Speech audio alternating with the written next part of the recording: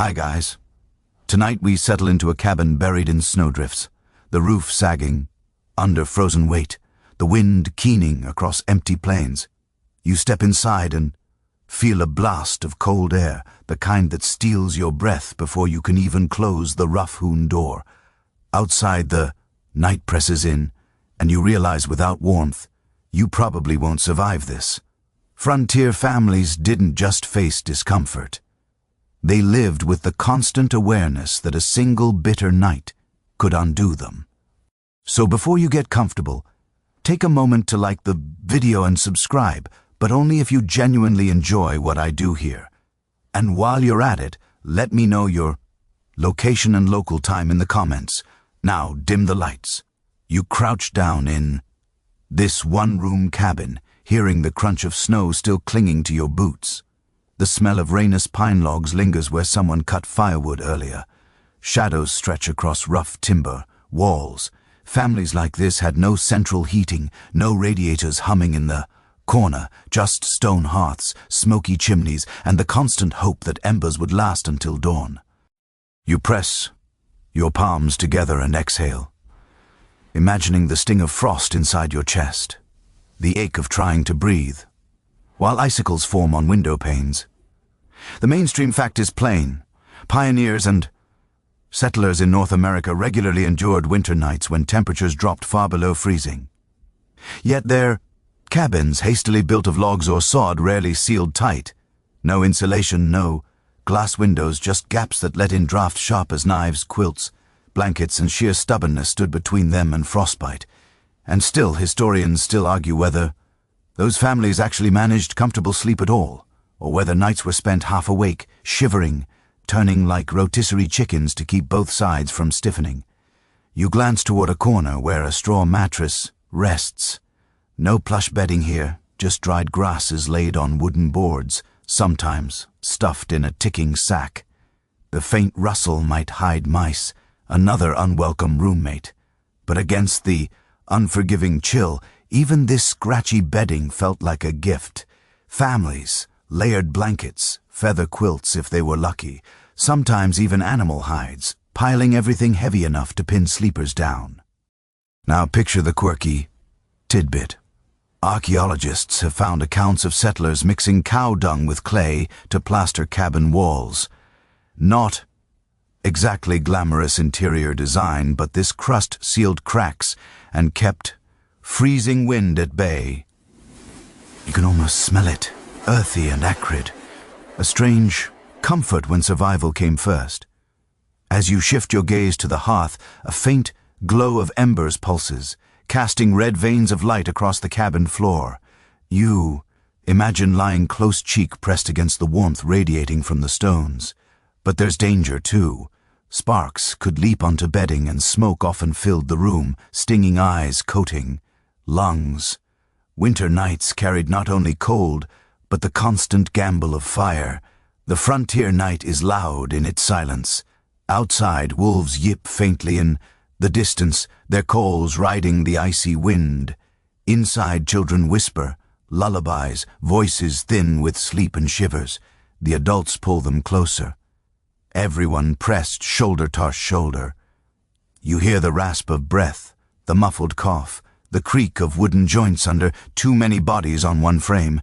Imagine now stepping out briefly into the darkness, your boots crunch hard, the snow almost glowing under moonlight. You tilt your head back, watching stars scatter like frozen sparks across the sky. The air slices into your lungs, and, for a moment, you feel the fragile miracle of simply being warm enough to stand here.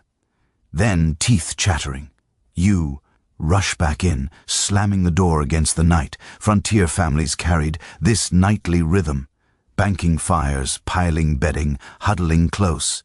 Parents listened for the telltale silence that meant embers had died, then dragged themselves from bed to stir the hearth, coaxing faint orange to life again. And still morning often arrived with frozen water pails, frost tracing delicate lace over window shutters, and children reluctant to leave their fragile cocoons.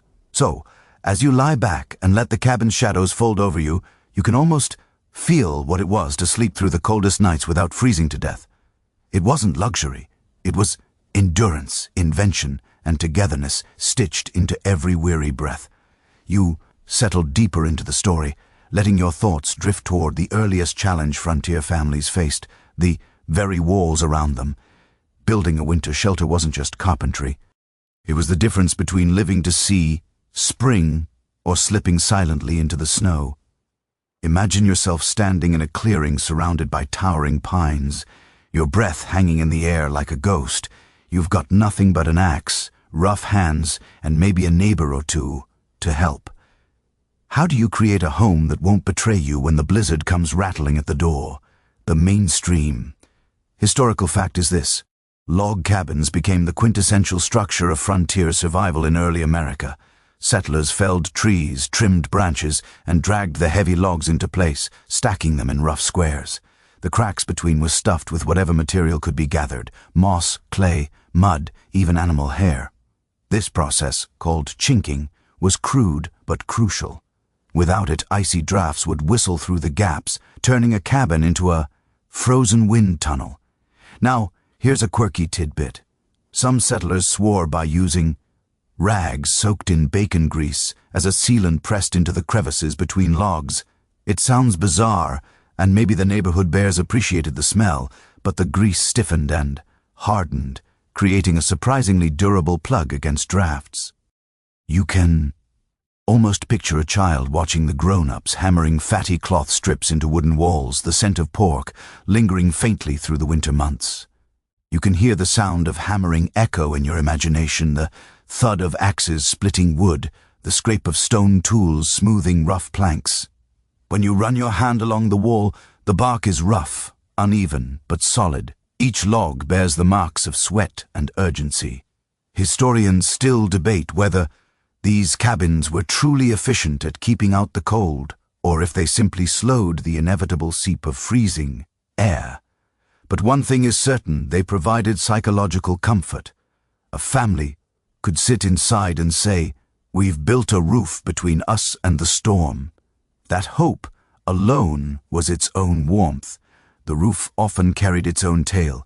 Shingles cut by hand from cedar or oak were nailed down in overlapping layers. Some families, lacking nails or proper tools, weighted the shingles with stones or tied bundles with rawhide. If snow piled too heavy, the roof groaned under its burden and sometimes collapsed entirely.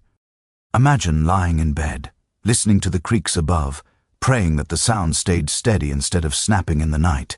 Inside, the floor was often nothing more than the bare earth.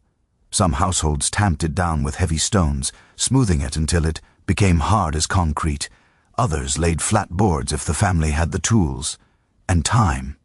You crouched down and touched that cold surface, realizing how quickly it must have sucked warmth from toes and blankets. Families spread straw or rushes, sometimes even layered dried leaves beneath rugs to make a buffer. Each addition was an act of defiance against the earth's chill. Think of the sheer time investment. It could take weeks to raise a cabin, even with help. And yet, the settlers knew they had no choice. Winter wasn't patient. You picture a family racing against the shortening days of autumn, children gathering moss for chinking, mothers stirring big pots of stew over outdoor fires, fathers hauling logs until shoulders ached. The pace wasn't optional. The cold would arrive whether they were ready or not. Now, let's pause for a moment of sensory imagination.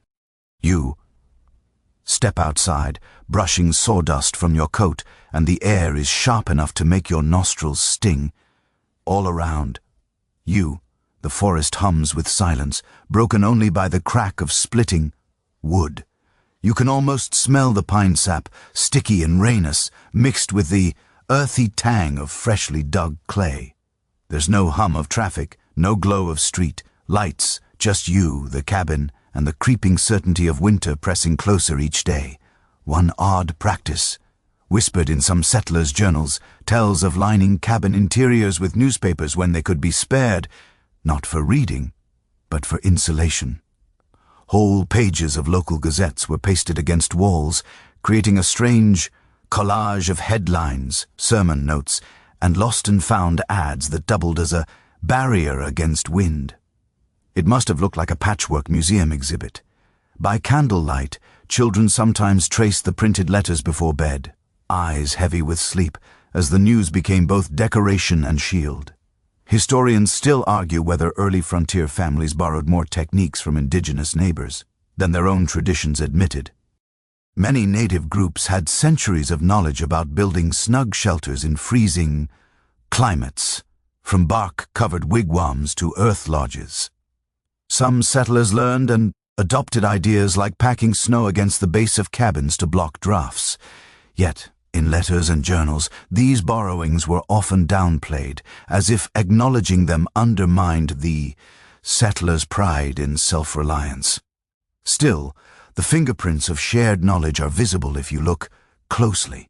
At night, once walls stood firm and the roof sealed overhead, the family would gather by the fireplace. The cabin's corners might still sigh with cold air, but the logs now stood as sentinels against the storm. You listen as a child giggles under a quilt, while the father checks the chinking by candle, light pressing more moss into any suspicious cracks. The mother sets down a basket of wool socks by the hearth, her hands red from washing them in icy water. Every detail feels humble, ordinary, yet stitched together into a tapestry of survival. Imagine what it felt like that first night in a brand new cabin. After weeks of work, after endless worry, the family finally lies on straw pallets, quilts tucked high. The walls cack but hold. The wind howls outside, but no longer slices directly across their faces. A faint fire glows, casting shadows like soft brush strokes across log walls. For the first time, they can close their eyes without watching for snow piling directly on their blankets. That moment of relief must have tasted sweeter than any luxury. The quirky details don't end there. In some frontier diaries, you read about families who painted the insides of their cabins with milk and lime, partly for brightness, partly because they believed it discouraged insects and rot. The pale wash reflected candlelight, making rooms feel less gloomy and perhaps, at least psychologically, warmer. You picture flickering light bouncing off whitewashed logs, transforming a cramped cabin into a small, glowing sanctuary against the dark wilderness outside. But, even as you admire this ingenuity, you remember the fragility. Fire could undo all that effort in an instant. A single spark onto a straw mattress could send flames racing up the log walls, undoing months of work and leaving only ashes in the snow. Families slept with one ear tuned to the crackle of the hearth, grateful for its warmth, yet wary of its danger. Survival on the frontier was always a gamble. Victory one night didn't guarantee the next. Still, as you imagine lying back on that rough mattress, the cabin's walls steady around you, there's a kind of peace in the thought. Yes, the logs are uneven, the air still sharp, the bedding thin, but you know without these walls you wouldn't last the night. The cabin isn't just wood and moss.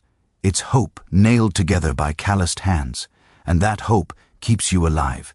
You settle further into the story. The cabin now standing sturdily in your mind's eye, its walls braced against the winter storm. Beneath your boots you feel the floor packed from earth, hard and unyielding, but softened by the creative touches of those who called this place home. Sleeping arrangements on bare soil may sound miserable to you today, but on the frontier people adapted with quiet determination. They discovered that even the humblest of coverings, straw, rushes, or worn textiles could make the difference between misery and tolerable rest. One well-documented reality of those households is that earthen floors dominated frontier interiors, especially in the first years after settlement. Cutting planks required sawmills, and sawmills required time, tools, and a community with resources. Families in isolated regions simply couldn't manage it, so they tamped down soil, watered it, and beat it firm until it became nearly as smooth as stone. It wasn't elegant, but it was functional, and it absorbed the daily pounding of boots, livestock hooves, and children's bare feet. At night, when temperatures plummeted, this earth floor radiated cold like a vast stone slab, seeping through bedding unless countered by clever insulation. One unusual practice worth noting: Families sometimes spread fresh straw across the dirt floor, not just for cushioning but for its insulating quality. Every week or two, the straw was replaced, becoming a cycle of fresh scents mingling with smoke and cooking. Imagine the faint rustle underfoot as children tiptoe across the room, straw crunching softly in the dim candlelight.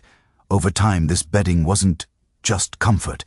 It became a kind of hygiene measure, too, soaking up spills and ash. Of course, mice and insects found it delightful as well, darting beneath the layers like unwanted roommates. Researchers remain divided on the question of how clean these makeshift floors actually remained. Some diaries describe weekly rituals of sweeping out the straw and replacing it with bundles tied from nearby fields. Others hint at longer stretches of neglect when the floor grew damp, dusty, or even alive, with tiny scuttling shapes. Which version was more typical? The truth probably varied from cabin to cabin, shaped by the energy and health of each family. Now picture the sleeping surface itself, sacks stuffed with straw or corn, husks laid out on the ground. If you press your hand into such bedding, you'd feel the crunch, the uneven give, the bits poking through the cloth. Over time, the husks broke down into dust, and the sacks needed refilling. It wasn't exactly a luxury mattress, but to settlers it was better than lying straight on frozen soil. Those who were lucky enough to own sheep sometimes mixed in wool, those near marshes harvested reeds. Families innovated with whatever the landscape offered. The sensory details of such an arrangement were vivid. Imagine drifting off to sleep with the scent of dry grass lingering in your nose, the sound of straw shifting as your family shifted beside you. In the dark, you'd hear the faint squeak of mice nosing around, or the hiss of wind pressing against the shed walls.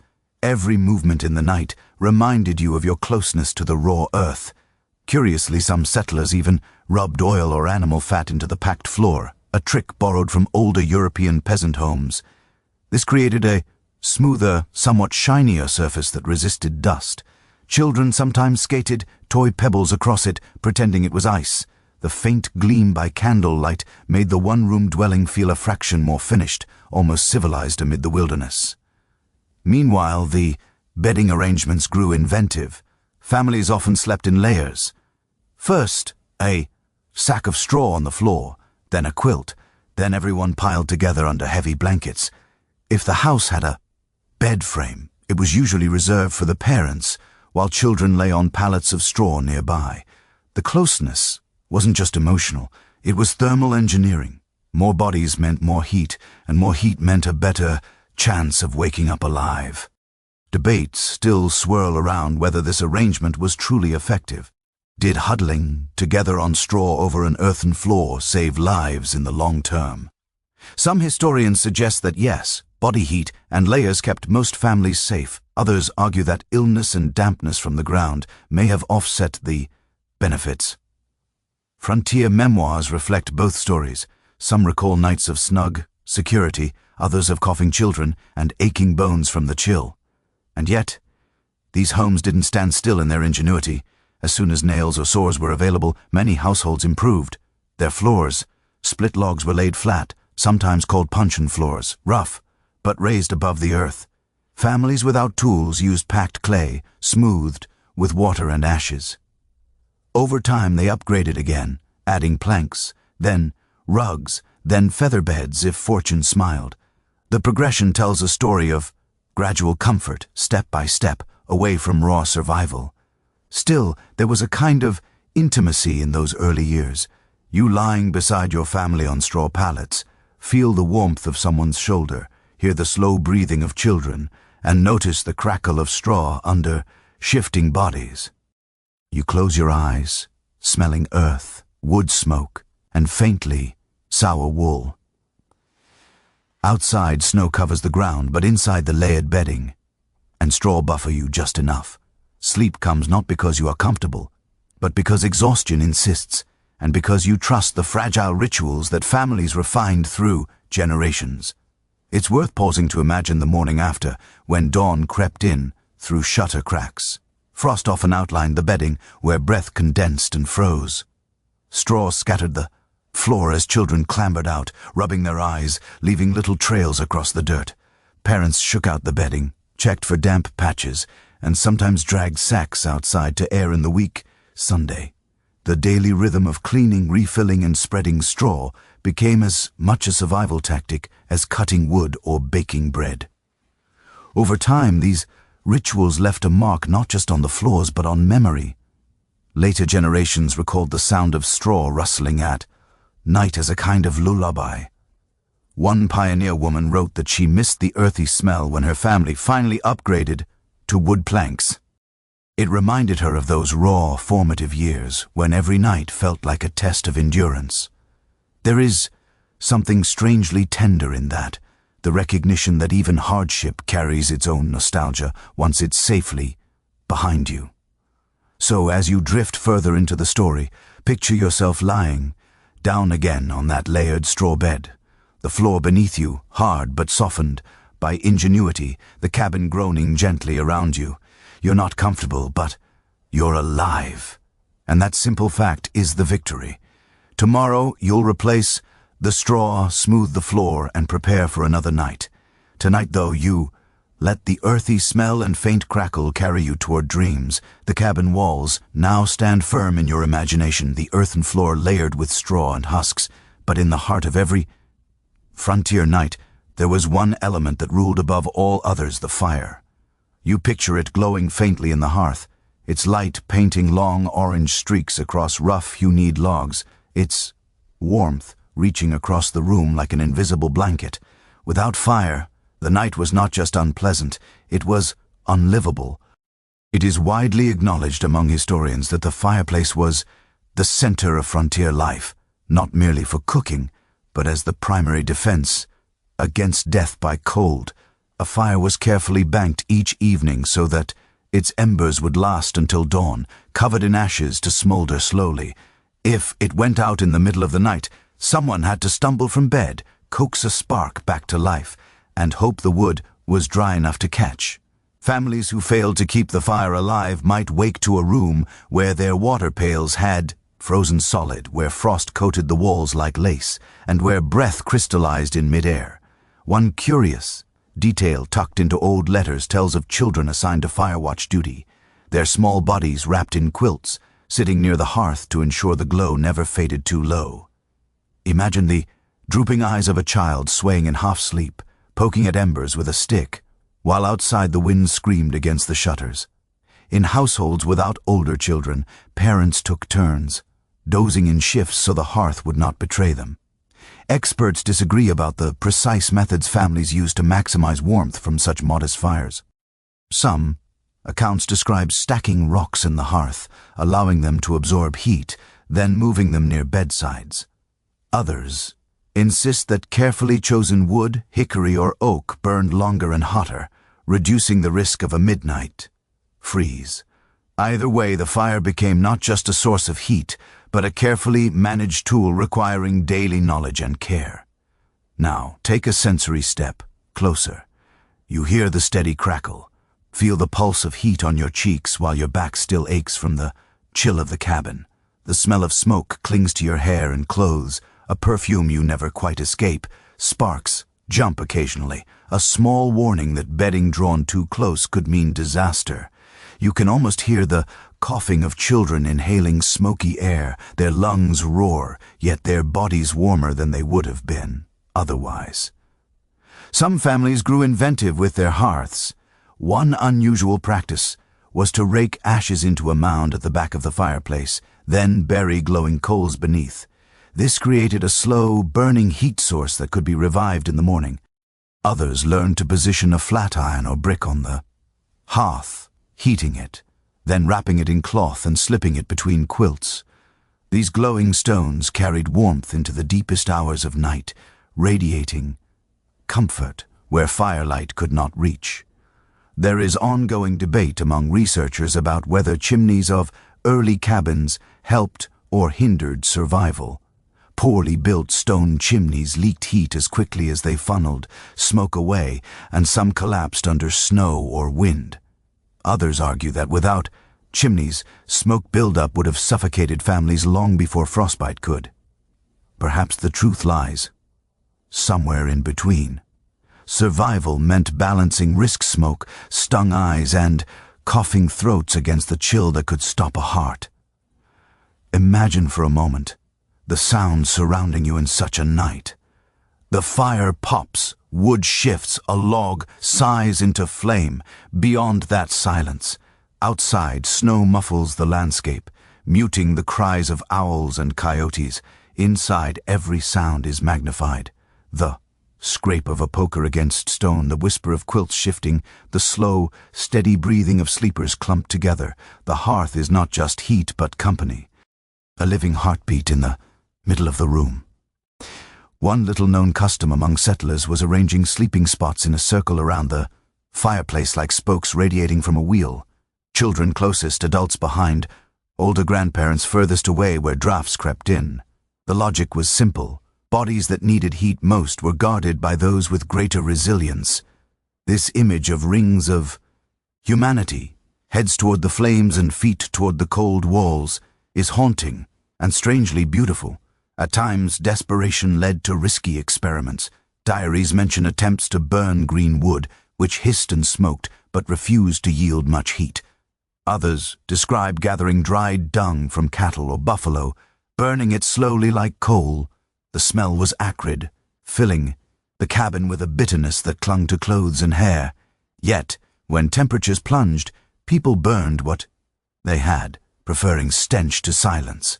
Morning often told the tale of how well the fire had served. If embers still glowed under ash, the day began with gratitude.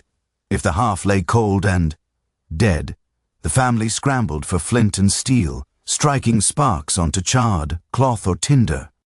Failure meant trudging through snow to a neighbor's cabin, begging for a glowing coal to carry home. In a covered pan, you can almost feel the humiliation, grown men pleading for a scrap of someone else's fire, their pride bent under the weight of survival. Yet there was comfort, too. The fire became a kind of companion, its rhythms woven into family memory. Children grew up associating its flicker with safety, the glow marking the boundary between life and peril. One settler's memoir described falling asleep to the sound of wood snapping in the hearth as the lullaby of the wilderness. Another remembered the glow on his parents' faces, their expressions soft as the firelight painted them with amber hues. Even so, fires carried their own terror. Whole cabins were lost to flames that leapt too far in the night. Families sometimes woke to smoke and sparks, dragging children out into snowdrifts with nothing but the clothes on their backs. Such stories circulated as warnings, reinforcing the delicate balance frontier people lived with. Heat was life, but too much heat, uncontrolled, was destruction. Tonight, as you close your eyes within this imagined cabin, you feel the fire's pulse. The glow washes your cheeks, your toes stretch toward the warmth, and the shadows flicker across the low ceiling. You know the embers may fade, and you may wake shivering before dawn, but for now, the fire holds. It cradles you like a fragile guardian, burning down slowly, steadily, just enough to carry you through the long winter night. You've imagined the glow of the hearth, its sparks flickering into the shadows, but warmth in a frontier home rarely came from fire alone.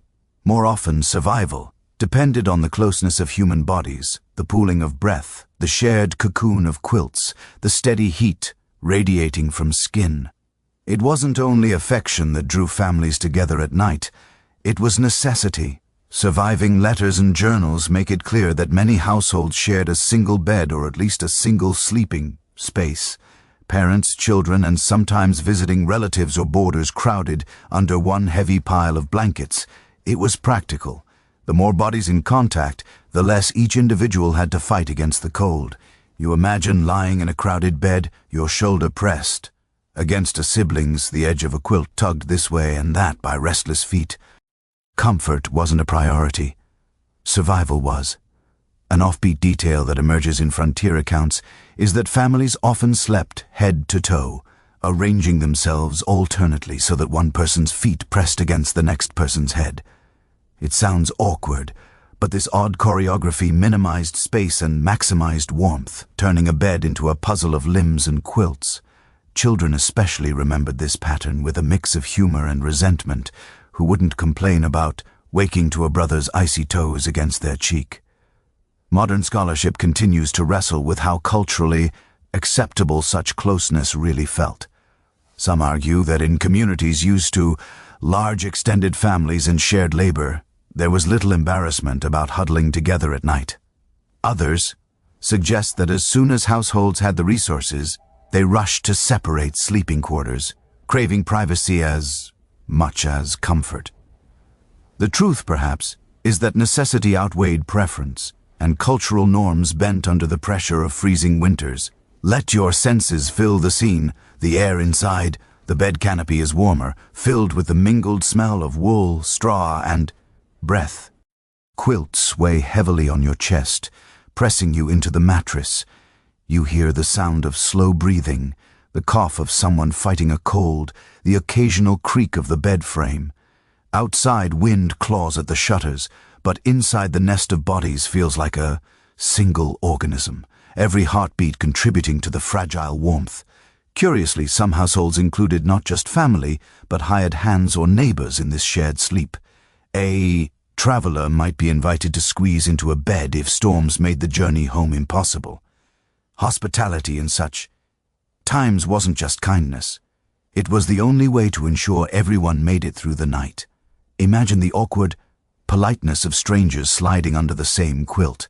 The first minutes filled with stiff silence before fatigue and cold erased boundaries. Folklore and memory preserve stories of children, whispering to each other in the dark, inventing games to distract from the numbness creeping into their toes. They told riddles, sang snatches of songs, or listened to tales whispered by parents about warmer lands. These nighttime rituals became part of the fabric of survival. Shared warmth wrapped not only in quilts but also in words. There's still disagreement among researchers about just how common multi-family sleeping really was. Some diaries mention it constantly, while others insist on separate pallets or lofts. Geography played a role. In harsher northern climates, communal beds were more likely, while in milder regions, families sometimes risked the luxury of space.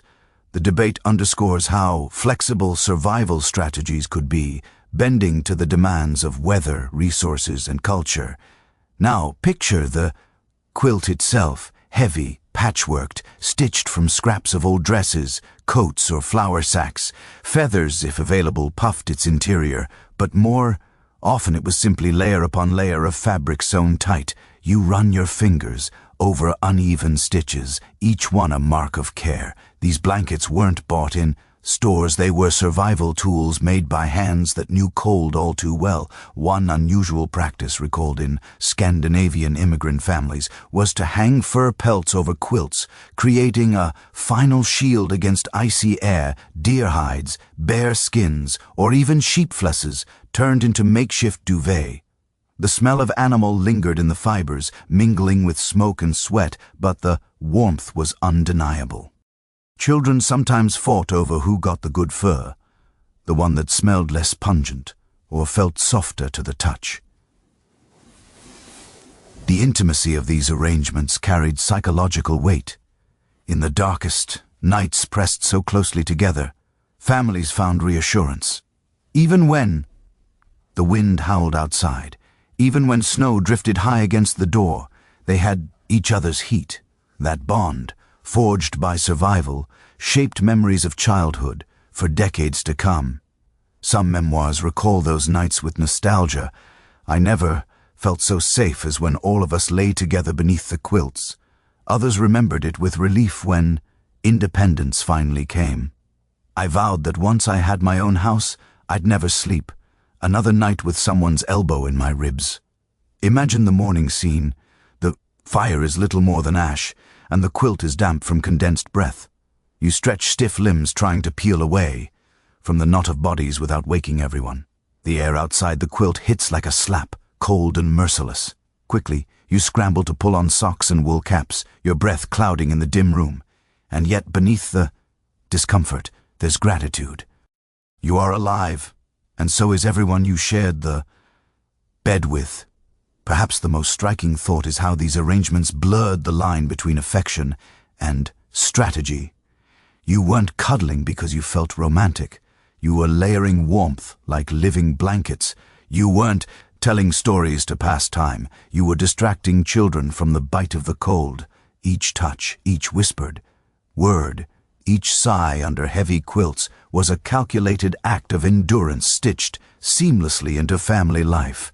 As you sink into this image, let yourself feel the press of those quilts, the weight of shared breath, and the small miracle of body heat keeping frost at bay. It isn't glamorous, it isn't private, but it is survival. And in the stillness of the night, it is enough.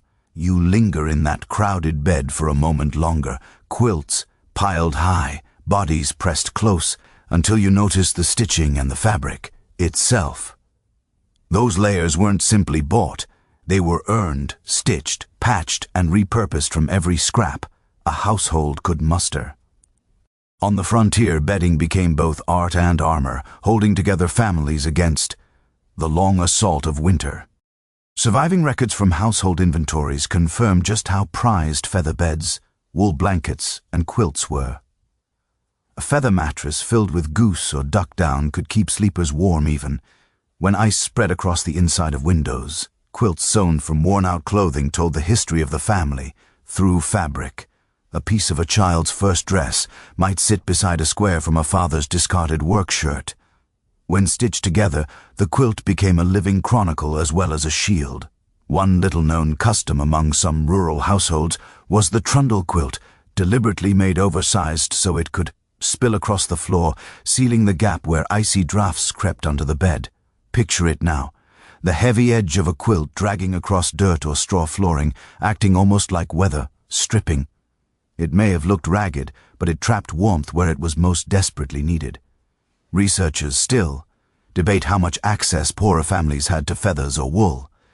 Diaries from wealthier households describe feather ticks, thick, luxurious mattresses filled with down that insulated bodies against the cold ground. Yet many others relied only on husks, straw, or patchwork, covers without insulation. Some scholars argue that the feather bed became a symbol of status on the frontier, a mark that a family had secured enough flocks or trade to afford such comfort. Let your senses explore the bedding more closely. Run your hands over a quilt's uneven stitches, the fabric softened by years of use. The smell is a blend of smoke from the fire, soap from the occasional wash, and the faint mustustiness of damp cloth that never quite dries in winter.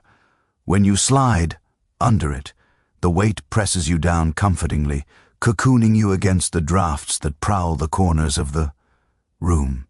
Curiously, in certain immigrant traditions, quilts carried spiritual meaning as well as physical warmth. Scandinavian families sometimes embroidered protective symbols into the corners, believing the stitching warded off misfortune during the long nights. German settlers spoke of spirit threads, bits of red yarn woven through quilts to guard children from illness. These details remind you that bedding wasn't only a practical tool, it was woven with memory, belief, and a kind of quiet magic. Imagine lying beneath such a quilt, while snow rattles against the shutters. The fabric feels heavy, almost immovable, pinning you into a safe cocoon. Children wriggle beneath it like restless kittens, feet kicking, bodies twisting, while parents murmur for stillness. The closeness makes every sound louder, a sigh, a cough, the whisper of fabric shifting. And yet, the quilt muffles the worst of the cold, turning a fragile log cabin into a semblance of home. Experts disagree about just how often families manage to keep bedding dry. Some argue that in tightly sealed cabins, smoke and condensation made quilts perpetually damp, their insulation weakened by moisture. Others insist that careful drying near the hearth restored warmth each day. Perhaps both are true. Some nights quilts clung to sleepers with clammy heaviness, while other nights they crackled with dry warmth straight from the fire. There's something poignant about the image of children snuggling beneath a quilt stitched from scraps of their parents' clothing. One memoir recalls a daughter recognizing her mother's faded dress sleeve sewn into a patch near her face. "I kissed it good night, for I knew no one else had ever worn it but her." That intimacy of fabric carrying memory blurred the line between comfort and survival. Oddly enough, some households used bedding for barter. A quilt could be traded for food or tools, though such exchanges left a family more vulnerable. Imagine the pain of giving up the very quilt that kept your children warm, hoping in return to feed them through the next week. Each piece of bedding carried enormous value, both practical and emotional. In sensory terms, the bedding often smelled strongly of whatever household chore it had last endured. Quilts rise faintly of woodsome smoke, wool blankets of lanolin, feather beds of musty down. Over time, these scents became inseparable from the experience of winter nights. To the modern nose, it might seem pungent or unpleasant. To those families, it was simply the fragrance of survival. Even the act of making bedding shaped community life. Quilting bees, gatherings where women stitched together. Patchwork became moments of social bonding, swapping stories and songs while their hands worked. The finished quilt represented not just protection, but also the collective labor of friends and neighbors. In this way, warmth was literally stitched by many hands, a communal effort against the loneliness of winter. Picture the rhythm of such a gathering, the scrape of needles pulling thread, the laughter echoing in a chilly room, steam rising from mugs of cider. Children ran underfoot while adults bent over fabric, creating patterns that would soon lie across beds in snowbound cabins. The quilt that resulted carried those voices within its stitches, every square a reminder that no family faced the frontier entirely alone. Of course, not every bed cover was handmade artistry. Many were simple, coarse, and purely functional. Old grain sacks, stitched together, layered blankets patched so many times they became more patch than fabric. Yet even those humble coverings meant the difference between frostbitten nights and mornings with enough strength to milk the cow or cut firewood. Now, as you return to that imagined bed, you feel the quilt draped heavily across you. It carries stories, scents, even symbols stitched into its corners. You sense how much labor and memory went into its creation, how many hands touched it, how many nights it has endured. It is not luxurious, but in the frozen darkness, it is life itself. And as you drift deeper, the quilt's weight presses away the cold, letting your mind slide softly toward dreams. The quilt presses down on you, holding in the warmth, but your attention drifts toward the edges of the cabin, the places where cold always found a way in. Even the thickest quilts or warmest bodies could be defeated by a stubborn draft, slipping through cracks in walls or windows. To frontier families, fighting drafts was like waging a nightly battle against an invisible intruder. Contemporary accounts consistently note how windows and doors became the weak points in winter shelters. Glass panes were rare luxuries on the frontier. Most households settled for oiled paper stretched across wooden frames or at best shutters nailed from rough planks. These coverings dimly admitted daylight, but did little to hold back the midnight air. You picture a sheet of paper, stiffened with grease, glowing faintly when the moonlight strikes it, but flapping in the wind when storms roll through. An unusual trick that settlers used involved stuffing rags, moss, or even old corn cobs into gaps around shutters. The logic was simple. Anything that blocked air was better than nothing. Children often helped in this nightly ritual, jamming bits of cloth into holes while their parents inspected the seams. It wasn't pretty, but each scrap meant fewer icy fingers creeping into the room. There's still disagreement among historians about how effective these makeshift barriers really were. Some evidence suggests that shutting a cabin tight invited condensation and frost to build inside, dampening bedding and making sleepers even colder. Others argue that without such efforts, the sheer force of wind would have swept through cabins, leaving families no chance at rest. Survival, as usual, lay in compromise. Tighten the cabin too much and you risk dampness. Leave it loose and you risk frostbite. Let yourself feel this sensory detail, a cold draft brushing across your cheek as you lie under quilts, so faint you might think it's a dream. You shift closer to the wall for protection, only to discover that the log beside you is cold as stone, sending its own chill into your skin. Every creak of the shutters reminds you how fragile the barrier is between inside and out. A little known custom, especially among Appalachian families, was to hang heavy rugs or blankets over doors at night, turning them into makeshift curtains. By day, these coverings could be lifted aside, but at night they dropped like theater curtains, trapping precious warmth inside. The smell of damp wool clung to them, heavy and comforting, and children sometimes played hide-and-seek behind them in the dim candlelight. You can almost hear the sounds of the room settling into its defenses. A father wedges a wooden bar across the door, muttering as he checks the latch. A mother hangs another quilt across the window frame. Children scamper to stuff, rags into cracks, laughing when the cold air nips at their fingers. Slowly, the cabin transforms into a fortress, not against wolves or raiders, but against the relentless breath of winter itself. Scholars continue to discuss whether settlers borrowed these window-sealing practices from European peasant traditions or developed them independently under American conditions. In Germany and Scandinavia, peasants had long used shutters and cloth coverings against drafts, while English cottages often relied on layered curtains. The blending of immigrant habits with frontier improvisation makes it difficult to trace the exact origins, but the result was unmistakably practical.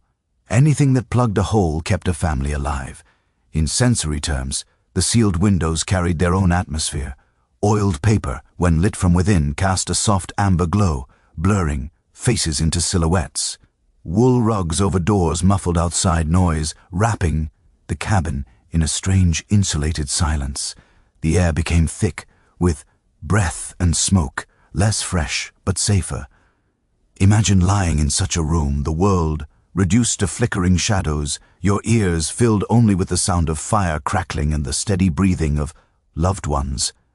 Occasionally, ingenuity went further. Families placed barrels of water against drafty walls, believing the thermal mass would absorb cold air before it reached the bed. Others stacked firewood along walls to block cracks, turning supplies into insulation. These odd strategies transformed ordinary objects into tools of survival. And yet the cold always found its way back in.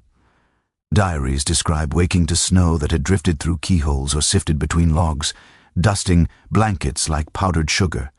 Imagine brushing frost from your hair, shaking snow from your quilt, and realizing it had fallen inside your own home. The cabin might be sealed as best it could, but winter never stopped testing its defenses. Children grew up remembering the rituals of sealing windows as part of bedtime itself. One memoir recalled the draft hunt when siblings competed to find the coldest crack and plug it fastest. Another described the joy of standing close to a shutter after it was patched, proud that the icy sting had vanished. These games masked the seriousness of the task, teaching the next generation to turn hardship into habit. The debates among modern historians continue. Were frontier homes truly livable through the coldest months, or did families endure nights of near-constant shivering despite all precautions? Some argue that only the healthiest survived, while others highlight the adaptability of human bodies to extreme conditions. What seems certain is that sealing windows and doors wasn't optional. It was the nightly ceremony that stood between survival and collapse. As you settle back in this imagined cabin, you feel the difference once the shutters are barred, the cracks stuffed, the quilt hung over the door. The room grows quieter, stiller, less hostile. The wind outside still howls, but it no longer bites your skin. You draw the quilt closer, sink deeper into the straw mattress and drift towards sleep, knowing that the fortress may not be perfect, but for tonight it is enough. The shutters are sealed now, rugs and quilts hanging thick across the cracks. But there's another form of warmth stirring in the cabin, a warmth that breathes, shifts, and occasionally snores. Families didn't always rely only on each other's bodies. They sometimes welcomed their animals into the nighttime circle. Dogs, cats, and on the harshest nights, even livestock stepped across the threshold, their presence reshaping the way frontier people endured winter. It is well recorded in farm journals and pioneer memoirs that household dogs were not simply guardians of the yard, but also living blankets. They curled at the feet of children, their fur radiating heat through thin quilts. Cats crept onto straw pallets, seeking warmth as much as they gave it, purring like small furnaces in the dark. The companionship was practical. Fewer rodents, fewer drafts felt across toes, and a sense of protection as sharp ears caught sounds the family might miss. An offbeat recollection preserved in a New England diary tells of a family who deliberately coaxed their cow into the cabin on the coldest nights, the animals standing near the door while children slept within arm's reach. The smell must have been powerful. The space cramped beyond belief, yet the heat from a full-bodied creature outweighed the inconvenience. "We shared the winter with our Bessie," the farmer's daughter wrote, "and never were the warmer for IT." Researchers remain divided about just how common such practices were. Some argue that bringing animals inside posed too many health hazards: disease, parasites, filth. Others contend that in the direst circumstances, practicality trumped hygiene, and families did what they had to do. The absence of widespread documentation may say less about rarity than about embarrassment. After all, who wanted to admit they had slept nose-to-tail with their pig just to avoid frostbite? Now close your eyes and imagine the sensory detail. You're lying beneath a heavy quilt, and at your feet a dog shifts, sighing into the straw. Its fur smells of smoke and earth, its body, heat seeping through the covers into your toes. Somewhere nearby, a cat needs a blanket, its purr vibrating against the silence. And in the far corner, a goat rustles in its pen, breathing softly, the faint odor of hay mixing with wood smoke. The sounds and scents aren't refined, but they make the room feel alive. A chorus of beings resisting the winter together. One curious practice noted in Scandinavian immigrant families was the building of animal corners inside the cabin, small enclosed stalls where sheep or goats could spend the night. The warmth from these animals raised the temperature enough to ease the family's sleep. Children often delighted in reaching through the slats to stroke the wool before drifting off. That sense of sharing space blurred the line between human home and barn. But on the frontier, such lines were already blurred. Experts disagree about whether these arrangements truly saved lives or simply made nights more tolerable. Some point to accounts of cabins kept significantly warmer by shared animal heat. Others caution that smoke-filled rooms combined with animal odor may have worsened respiratory illness, offsetting the benefit. Perhaps both were true. Depending on circumstance, warmth gained in one breath, lungs irritated in the next. But consider the psychological warmth as well. A dog nestled against your legs reminded you that you weren't alone in the dark. A cow in the corner represented food and milk even in the heart of winter. To hear a steady breath that wasn't human must have felt like another guardian spirit watching the night in a landscape where cold seemed determined to kill. Every living heartbeat was a reassurance. Quaint anecdotes capture the intimacy of these moments. One pioneer boy recalled that when he woke shivering in the night, he pressed himself between the family dog and his little sister, and never slept sounder. Another wrote of kittens curled beneath quilts, mistaken for hot stones until they squirmed. These memories, preserved in adulthood, became part of the affectionate folklore of survival. The debates among scholars continue. Were frontier families exceptionally tolerant of such arrangements, or did necessity leave them no choice? Some argue that early settlers carried with them European habits of close proximity between humans and animals, especially in poorer rural communities where barns and homes were sometimes under one roof. Others suggest that American frontiersmen resisted this, and less desperate. In truth, every household probably drew its own line, adjusting it whenever the temperature plunged. Think of the dawn that followed such a night. The dog stretches, shaking, straw across the floor. The cat leaps lightly toward the door, waiting for it to open. Perhaps the cow loaded impatiently, steaming breath filling the room as the family hurried to move it back to the barn. The air is heavy with smells, but also with relief. The household made it through another night. Even today, echoes of this practice linger in the phrase three-dog night, borrowed from cultures where the coldest evenings were judged by how many dogs one needed to keep warm. On the frontier, that wasn't just an expression, it was literal. Your survival might depend on how many creatures you could gather into one fragile circle of warmth. So tonight, as you slip deeper into this story, imagine the press of fur against your legs, the purr in your ears, the soft shuffle of hooves in the corner. You are no longer just a family of humans bracing against the storm. You are a small community of beings, each sharing what warmth they have, and together you endure. The warmth of animals lingers in your imagination, their steady breath joining the chorus of sleepers. But frontier families had another clever tool in their nightly defense: fabric barriers that transformed a bed into a private fortress. Curtains, canopies, and hangings weren't just decorations, they were ingenious shields, capturing what little heat the body produced and sealing it closed through the long, bitter hours. Travelers' accounts from the 18th and 19th centuries often describe entering a frontier cabin and noticing beds tucked against walls, half hidden by sheets of cloth or old blankets hung from ceiling beams. It wasn't fashion, it was physics. A hanging canopy could trap a bubble of warm air around the sleepers, reducing the constant assault of drafts. You can picture it now. A square of faded fabric, drooping from wooden rods, fluttering slightly with each breath, cocooning the family against the icy gloom.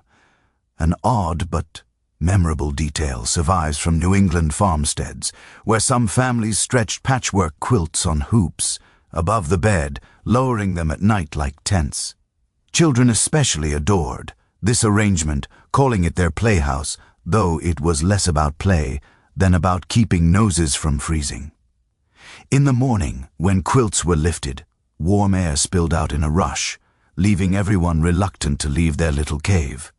There is still disagreement among scholars about how widely bed curtains were used in poorer households. Wealthier families could afford proper canopied frames complete with heavy drapes woven for the purpose. But settlers improvising with flour sacks, patched sheets, or even animal hides left fewer records. Some historians argue these makeshift hangings were common. Others believe they were luxuries of better supplied communities. The debate continues, tugging at the fabric of memory, much as families once tugged cloth into place each night. Step closer into this scene. Imagine lying back while a curtain is drawn across your bed, shutting out the dim flicker of the fire.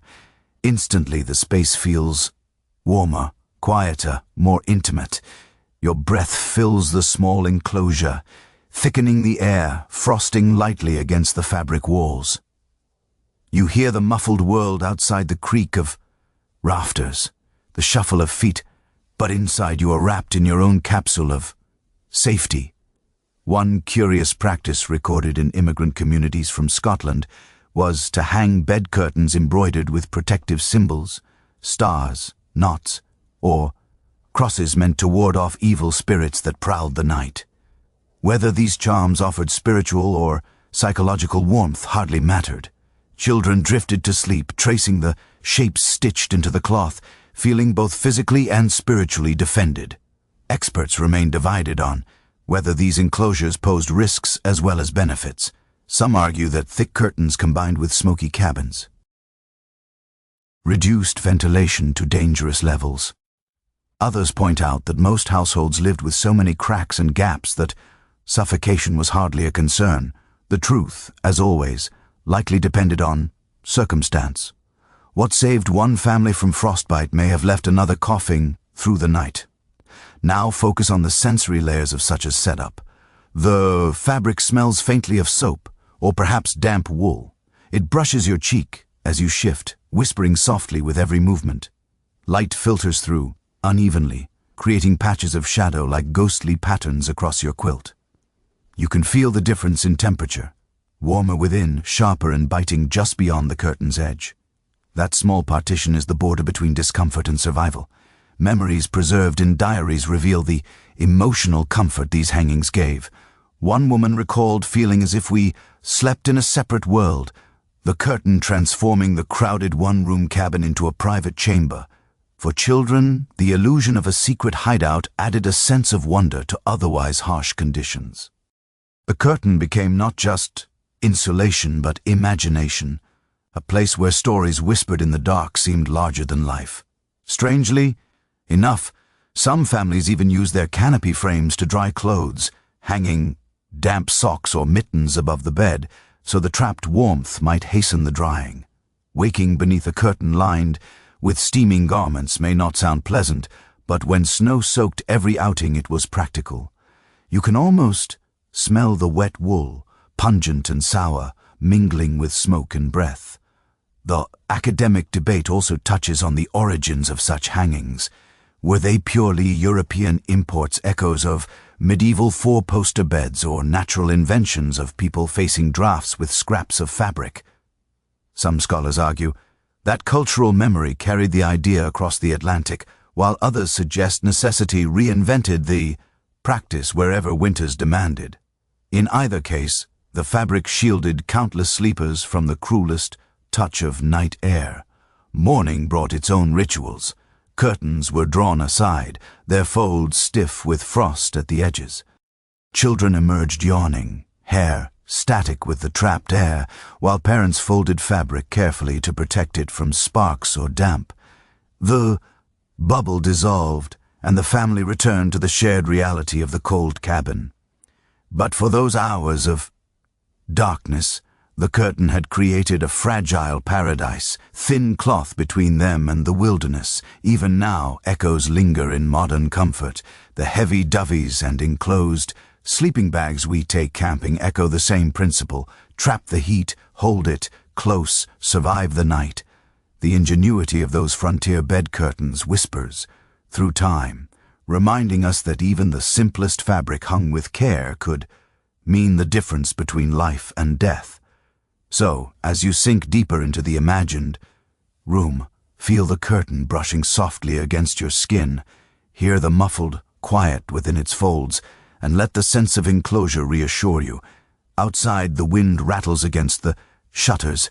Inside, your little tent of fabric holds warmth like a secret, keeping you safe until dawn. The canopy sways faintly in your mind's eye, fabric whispering with every breath. But beneath those quilts, inside that fragile fortress of cloth, another weapon against the cold was always present: the clothes you wore to bed. Today, many imagine sleepwear as a luxury soft pajamas, thin cotton. But on the frontier, sleep clothing was armor, layered deliberately, each piece chosen to keep death at bay. It is widely acknowledged from household records and letters that frontier families rarely strip down at night in the way modern sleepers do. Instead, they climbed under quilts fully dressed, often in the very garments worn all day. Wool shirts, thick stockings, long undergarments, and knitted caps were part of the nightly ritual. Nightgowns existed, but only if a family had fabric to spare. For most, practicality came first. What you wore during the day you likely wore to bed, adding layers as needed. A curious but revealing tidbit comes from journals describing nightcaps, those woolen or linen hats that kept heads from losing heat. Children wore them with flaps tied beneath the chin, giving them an almost comical look in the dark. Without them, ears and noses quickly froze. Even adults kept caps snug, pulling them low, until only eyes peered out above the quilt. In paintings of the period, such caps often look quaint, but in reality, they were life-saving tools. Scholars continue to disagree about just how many layers families piled on at night. Some argue that too much clothing risked dampness from sweat, which could chill the body once it cooled. Others insist that layering every scrap of wool or linen available was essential. Letters and oral histories hinted both experiences. Some families swore by heavy layering, while others learned to balance warmth with ventilation, discovering the line between comfort and clammy misery. Now let yourself feel it. You climb beneath quilts already weighted with history, but tonight you're wrapped in layers. Wool stockings scratch against your calves. A coarse linen shirt clings to your chest and a cap hugs your head so tightly you hear the faint rustle of fabric with each movement. Your breath warms the inside of the cap, dampening it. But the alternative, naked skin against icy air, would be unthinkable. In immigrant households, certain traditions colored the choices of sleepwear. Scandinavian settlers often swaddled children in layers of sheepskin or fur, fastening them with strips of cloth like little winter cocoons. German families prized wool undergarments knitted thick and long enough to cover the wrists and ankles. English settlers clung to their long shirts, garments that doubled as both day wear and night wear, simple but functional. Each cultural habit bent toward the same purpose: don't let the body's warmth slip away. One offbeat memory comes from a frontier child who recalled sleeping in mittens knitted too large which slid off in the night and were found stiff with frost by morning. The idea of mittens in bed may sound humorous now, but imagine waking to fingers so numb they barely moved. Mittens became not just comfort, but protection. Historians also puzzle over how families managed hygiene under such layers. Infrequent washing was the rule, not the exception. Wool retained odor, and linen nightshirts rarely saw soap during the long winter months. To us, the thought of sleeping for weeks in the same garments might sound unbearable. Yet to them, it was simple reality. Water froze, soap was precious, and survival mattered more than scent. Diaries sometimes joke about the companionable smell of the household at night, a humor sharpened by necessity. Imagine the sensory picture more fully. You stretch your feet within coarse stockings, the wool stiff where it has frozen slightly from earlier dampness. Your fingers fumble with the edge of a cap, tugging it down against your ears. The quilt lies heavy above, but the true shield is what clings closest to your skin. Every layer is another wall, not of logs or shutters, but of cloth standing against the wind outside. In some families, children wore so many layers that bedtime became an ordeal. One memoir remembers being packed like a sausage in wool and linen until movement was almost impossible. Parents laughed at their bundled children, but they also knew that each extra layer meant another chance to wake with rosy cheeks instead of blue lips. Researchers remain divided on the symbolic meaning of sleepwear too. Was it simply utilitarian, or did it carry a sense of modesty and dignity in shared sleeping arrangements? Some argue that night clothes preserved privacy in households where everyone slept side by side. Others believe modesty was a luxury frontier. Families could not afford their clothing choices driven purely by necessity. And then there were the improvisations. Old sacks turned into shirts, scraps of fur stitched into makeshift socks, even newspapers wrapped around legs for insulation.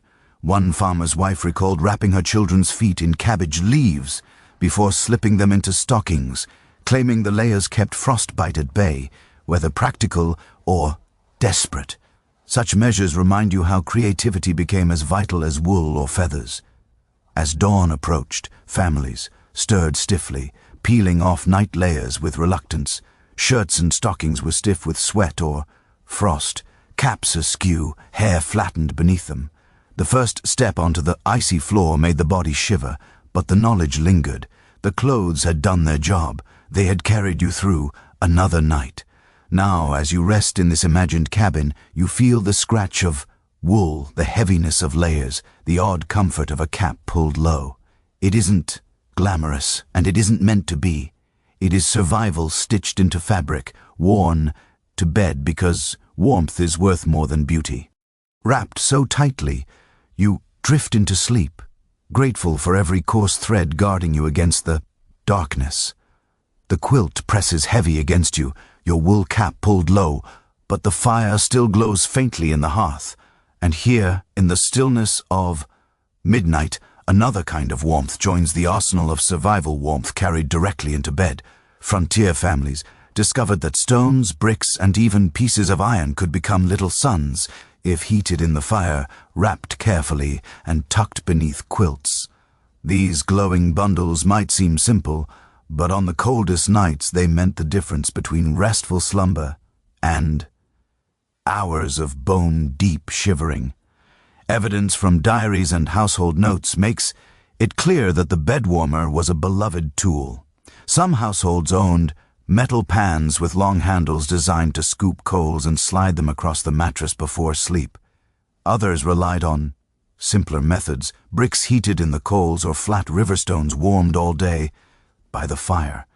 Once glowing with heat, these objects were wrapped in cloth, slipped under quilts, and left to radiate comfort through the night. The glow itself didn't last long, but for a few blessed hours it softened the icy air. One curious recollection from a settler's memoir mentions potatoes baked in the hearth, then tied in cloth and carried to bed. Children clutched them like dolls, warming small hands as they drifted off. By morning the potatoes were cold and shriveled, but still edible, a practical blend of supper and survival. The detail might raise a smile now, but to those families, it was a clever merging of food and heat in a world that offered little of either. Researchers are still divided over how widespread such practices were. Some argue that only households with surplus firewood or iron tools could afford to waste fuel on heating stones. Others suggest the custom was nearly universal, since even the poorest cabins had access to rocks and a hearth. What is certain is that stories of hot bricks and bed warmers appear across regions, suggesting a survival tactic as old as the cold itself. Let yourself imagine the sensory experience. A brick wrapped in cloth is slid beneath your quilt. At first, the heat is almost too much, making your feet recoil, but slowly it fades into a gentle warmth that spreads through the bedding. You sigh into the darkness, feeling the stone's energy seep into your bones, warding off the ache of cold toes. The smell of scorched cloth mingles faintly with wood smoke, sharp but oddly comforting. In a world of harsh deprivation, this small luxury feels almost extravagant. One unusual practice among Dutch immigrants involved filling earthenware jugs with hot water, corking them tightly, and slipping them under quilts. The jugs radiated warmth for hours and could be reheated easily each evening. Some families even carried them into sleighs or wagons, turning winter travel into a slightly less punishing ordeal. Imagine the clink of pottery against wooden bed frames, the steam rising as corks hissed loose in the morning. Debates among historians focus on the safety of these practices. Some argue that hot coals in pans posed enormous fire risks, especially in straw-filled cabins. Indeed, stories survive of bedding igniting, flames racing across quilts before being beaten out in panic. Others insist that the risks were manageable, pointing out that careful wrapping and experience kept accidents rare. Perhaps the reality lies in the middle families balanced the gamble of fire against the certainty of frost. Now picture the rituals of evening. A child crouches by the hearth, poking a stone deeper into glowing coals. A mother checks the cloth wrapping, frowning at a singed edge. The father lifts the warm stone carefully, tongs in hand, before sliding it into the bed. The family exhales in unison when the heat spreads through the quilts. These moments carried more drama than modern households can easily imagine. The fire had to be coaxed just right, the heat captured at just the right time, the bedding adjusted to trap it all. In sensory memory, these bed warmers left powerful impressions. One pioneer recalled the smell of wool smoldering where a stone pressed too close, the fabric singed, but the warmth irresistible. Another wrote that she could always tell when the stone cooled because her dreams shifted from soft to restless, and she awoke pulling quilts tighter. The stones became part of the rhythm of sleep itself, and yet improvisation never ended. When stones weren't available, families turned to whatever they had: iron tools, kettles filled with hot water, even small sacks of heated sand. Some native techniques adopted by settlers used heated earth buried in pits beneath bedding, though these were less common in cabins. The creativity reveals how determined families were to harness every flicker of warmth from their environment. Children often treasured these warm bundles like companions.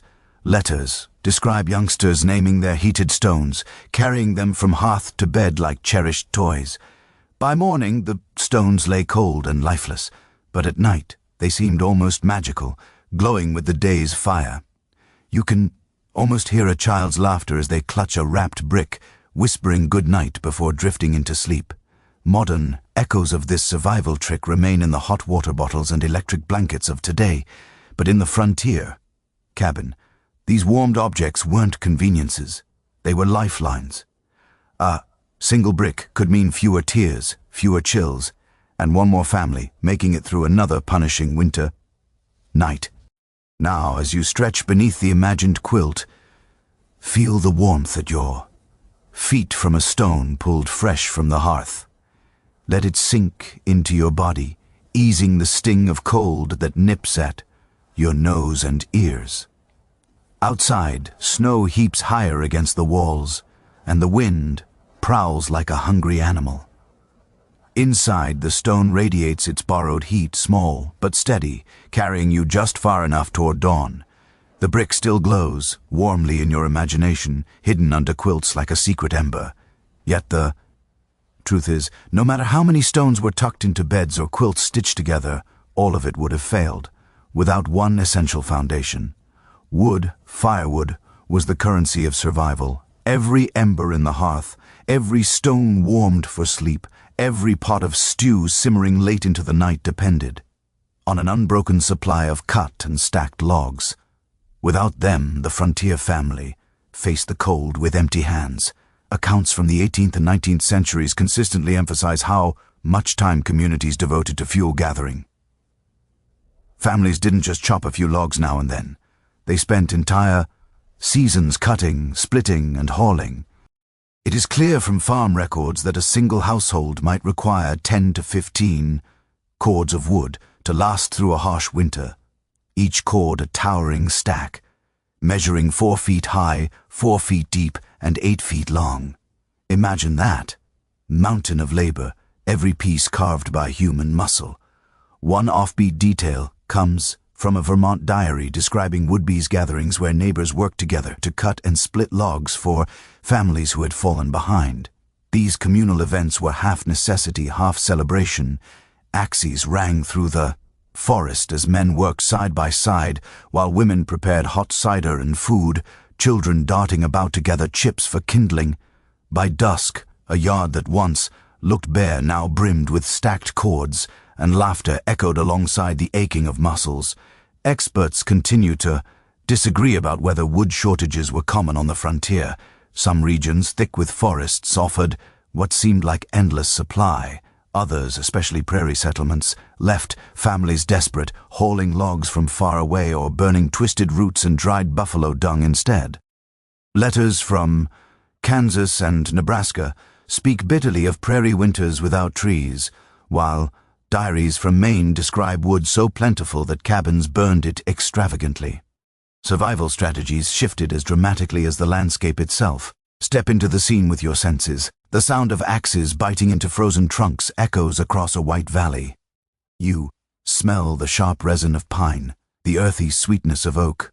Splinters prick your palms and your breath clouds the air as you heave another log onto the growing stack. Your body aches, but you know that each stroke of the axe is also a stroke of insurance against the coming night.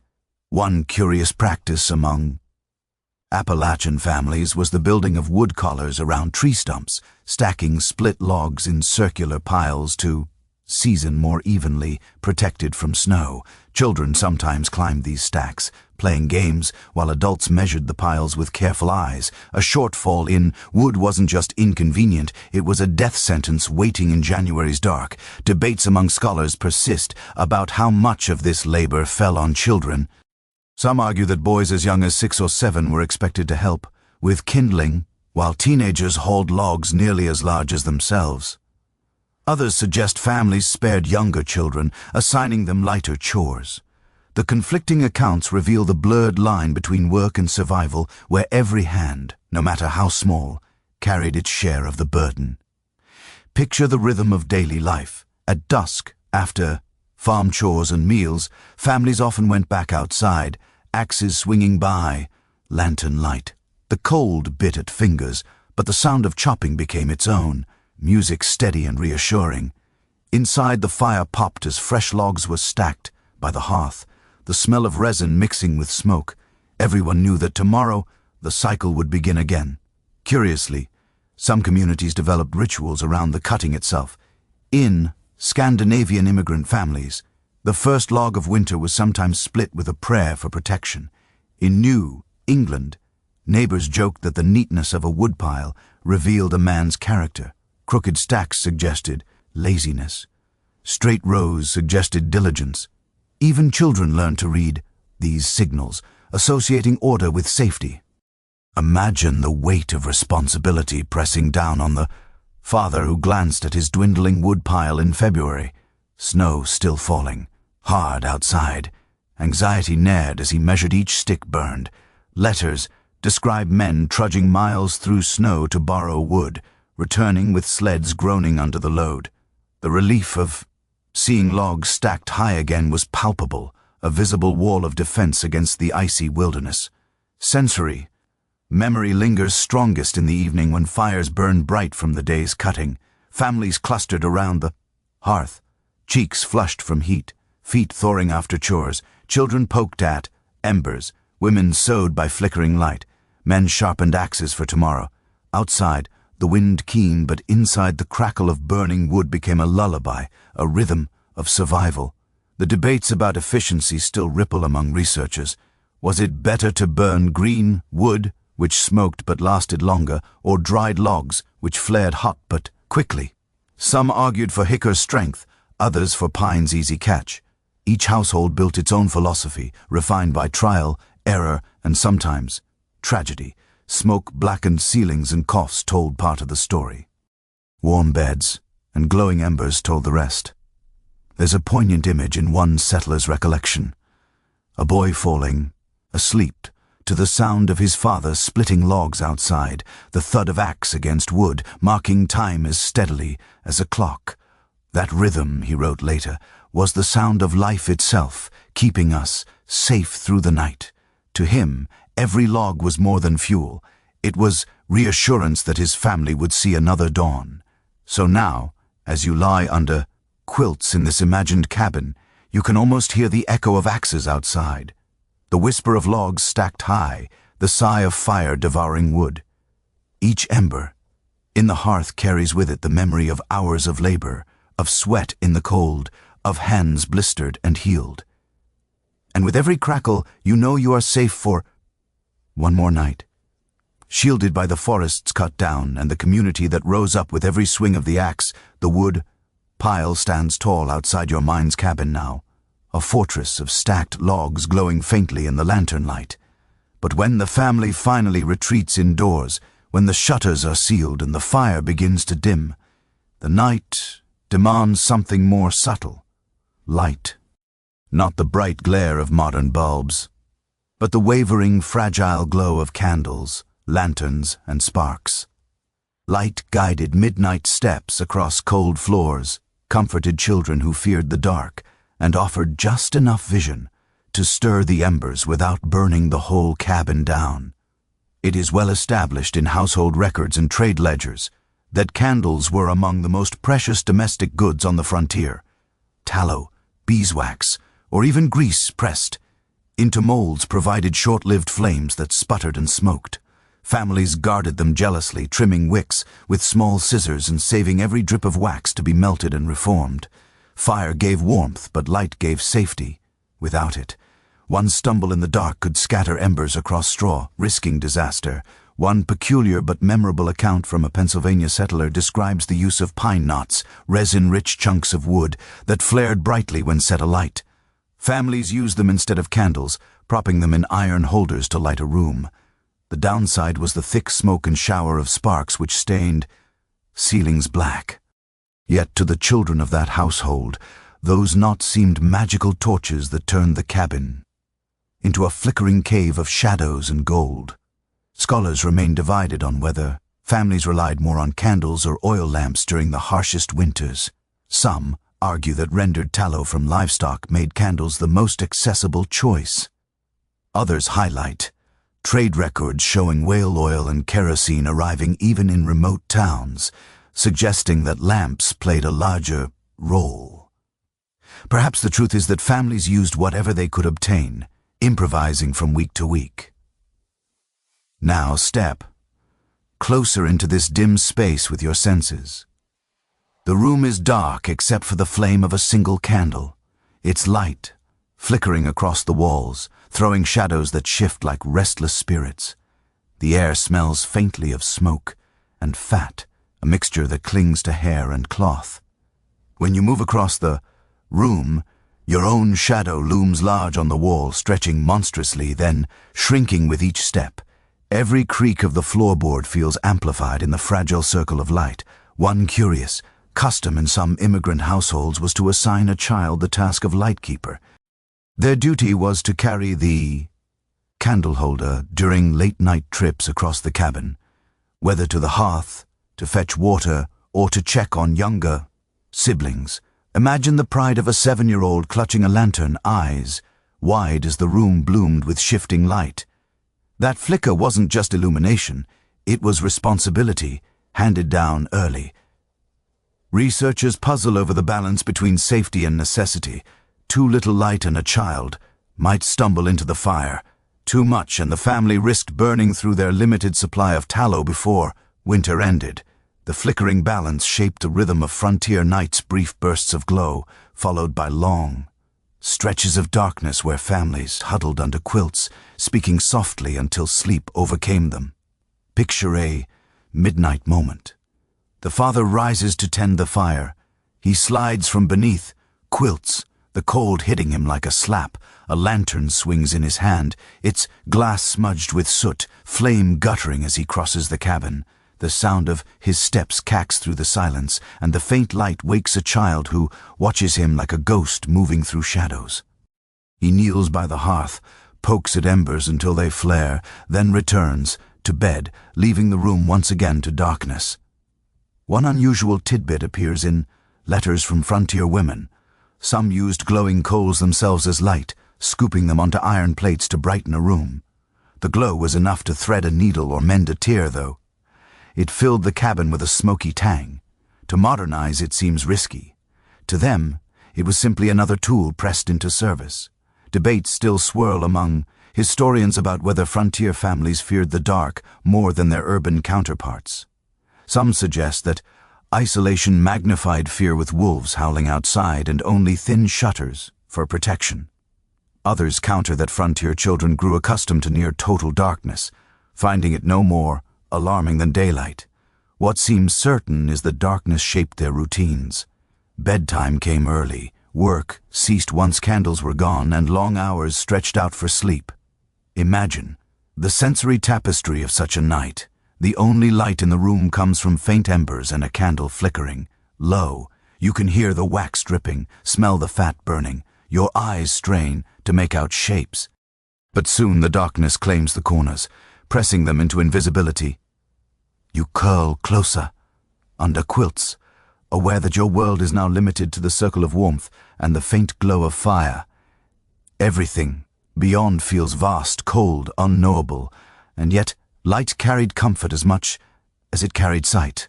A child drifting to sleep beneath the glow of a lantern felt safer, convinced that the flame itself kept danger at bay. Parents whispered stories by firelight, their faces half illuminated, voices low and soothing. The flame became not just a tool, but a companion, a flickering friend that kept the wilderness outside at bay. Curiously, some communities embraced rituals of extinguishing. Families sometimes gathered for evening prayers by candlelight, then blew out the flame together, marking the official surrender. Tonight, children remembered the whoosh of breath, the sudden plunge into blackness, and the way silence grew thicker afterward. That ritual gave structure to their nights, a small ceremony turning danger into routine. Now, as you rest within this imagined cabin, feel the flicker of the candle at your bedside. Watch shadows ripple across the wall. Listen to the faint hiss of tallow burning. You know the flame will soon die, leaving you in darkness. But for these last moments, it cradles you in its fragile glow, reminding you that even the smallest light can carry you through the coldest night. The candle sputters lower in its holder, shadows creeping back into every corner of the cabin. You can almost hear the hush as the room prepares for the longest stretch of night. But while families hoped for uninterrupted sleep, the reality was far more fragmented. Someone always had to rise, shake off the weight of quilts, and coax the fire back from its fading embers. Sleep on the frontier often came in shifts broken by the unending need to guard the hearth. Records from farm diaries and household notes make plain that tending the fire was an appointed duty. One person, sometimes the father, sometimes the eldest child, was tasked with rising in the dark hours to stir coals, add logs, and make sure the flames never died completely.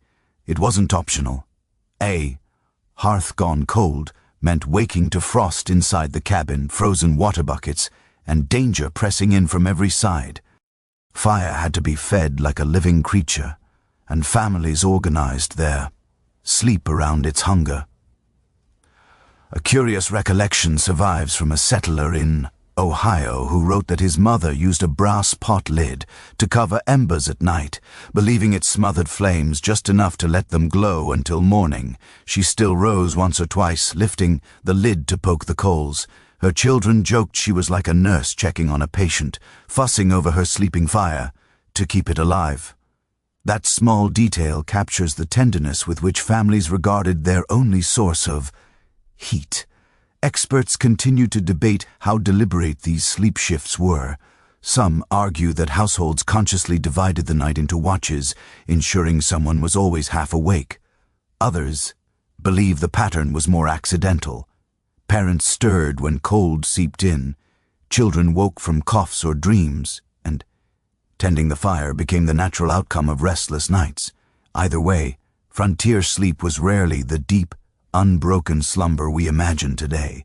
Step closer into the sensory rhythm of such a night. You are half dreaming when a chill brushes your face. Slowly you push, free of quilts, breath puffing white in the air. The cabin is nearly silent, save for the faint tick of cooling wood. You shuffle across the floor, bare feet, recoiling from the icy earth, guided only by the red glow of embers. Kneeling, you probe them with an iron poker, sparks leaping like startled fireflies. A log slides into place with a sigh, and warmth begins to bloom. Again, the sound of your family's breathing grows deeper as heat spreads. You return to bed, sinking back into drowsiness, satisfied you've stolen a few more hours from the cold. One unusual practice among some families involved banking coals under ashes with such skill that the fire could smolder for days without tending. Children learned this trick as early as they learned to walk. The lesson drilled in as vital, but skill sometimes faltered. Diaries mention mornings when the ashes were cold and parents cursed softly while striking flint and steel, showering sparks until one caught on charcloth. On the worst days, no spark would catch, and a child was sent running through the snow to borrow live embers from a neighbor. You can picture it, a small figure clutching a pan of glowing coals, steam rising from breath, praying not to trip. Scholars still puzzle over whether these fire duties fell more heavily on women or men. Some accounts emphasize mothers who rose in the night tending hearths while infants stirred. Others describe fathers or elder sons shouldering the task, sparing exhausted mothers from crawling from quilts. The lack of clarity reveals how every household adapted differently. What mattered wasn't who woke, it was that someone did. Now consider the psychological weight of broken sleep. Imagine lying in bed, never fully relaxed, always half aware of the fire's life. Dreams blur with duty until the sound of wood collapsing in the hearth jerks you awake. Your body aches from fatigue, but your mind insists the flames must not die. In this way, the cold reshaped even the rhythms of human rest, bending it into patterns of vigilance. One quirky anecdote tells of families turning this necessity into a game for children. Fire tending became a badge of pride, and siblings competed for the chance to rise and prove themselves responsible. Of course, once the novelty wore off, the chore was less glamorous, but the stories lingered.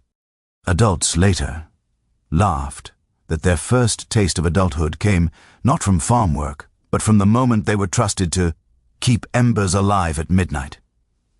Disputes among modern researchers highlight whether such broken nights harmed health. Some argue that interrupted sleep weakened immune systems and left families more vulnerable to illness. Others point out that segmented sleep was common across cultures before modern lighting, with people naturally waking for short watches in the middle of the night. Perhaps frontier life wasn't so unusual after all. It simply pushed humanity's natural rhythms to their limits. The sensory details return as you lean closer to the fire. Ashes hiss, logs crack, smoke curls lazily upward. Your fingers sting from frost, but soon they thaw in the glow.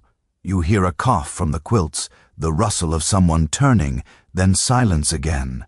The room feels timeless, suspended between wakefulness and sleep. This is the world of the midnight watch, half shadow, half dream, entirely ruled by flame. Imagine how morning must have felt after such nights. Parents groggy, children yawning, everyone's movements slow from fractured rest. Yet the pride of keeping the fire alive carried them through. To wake with glowing coals in the hearth was to wake victorious, having wrestled warmth back from the grip of darkness.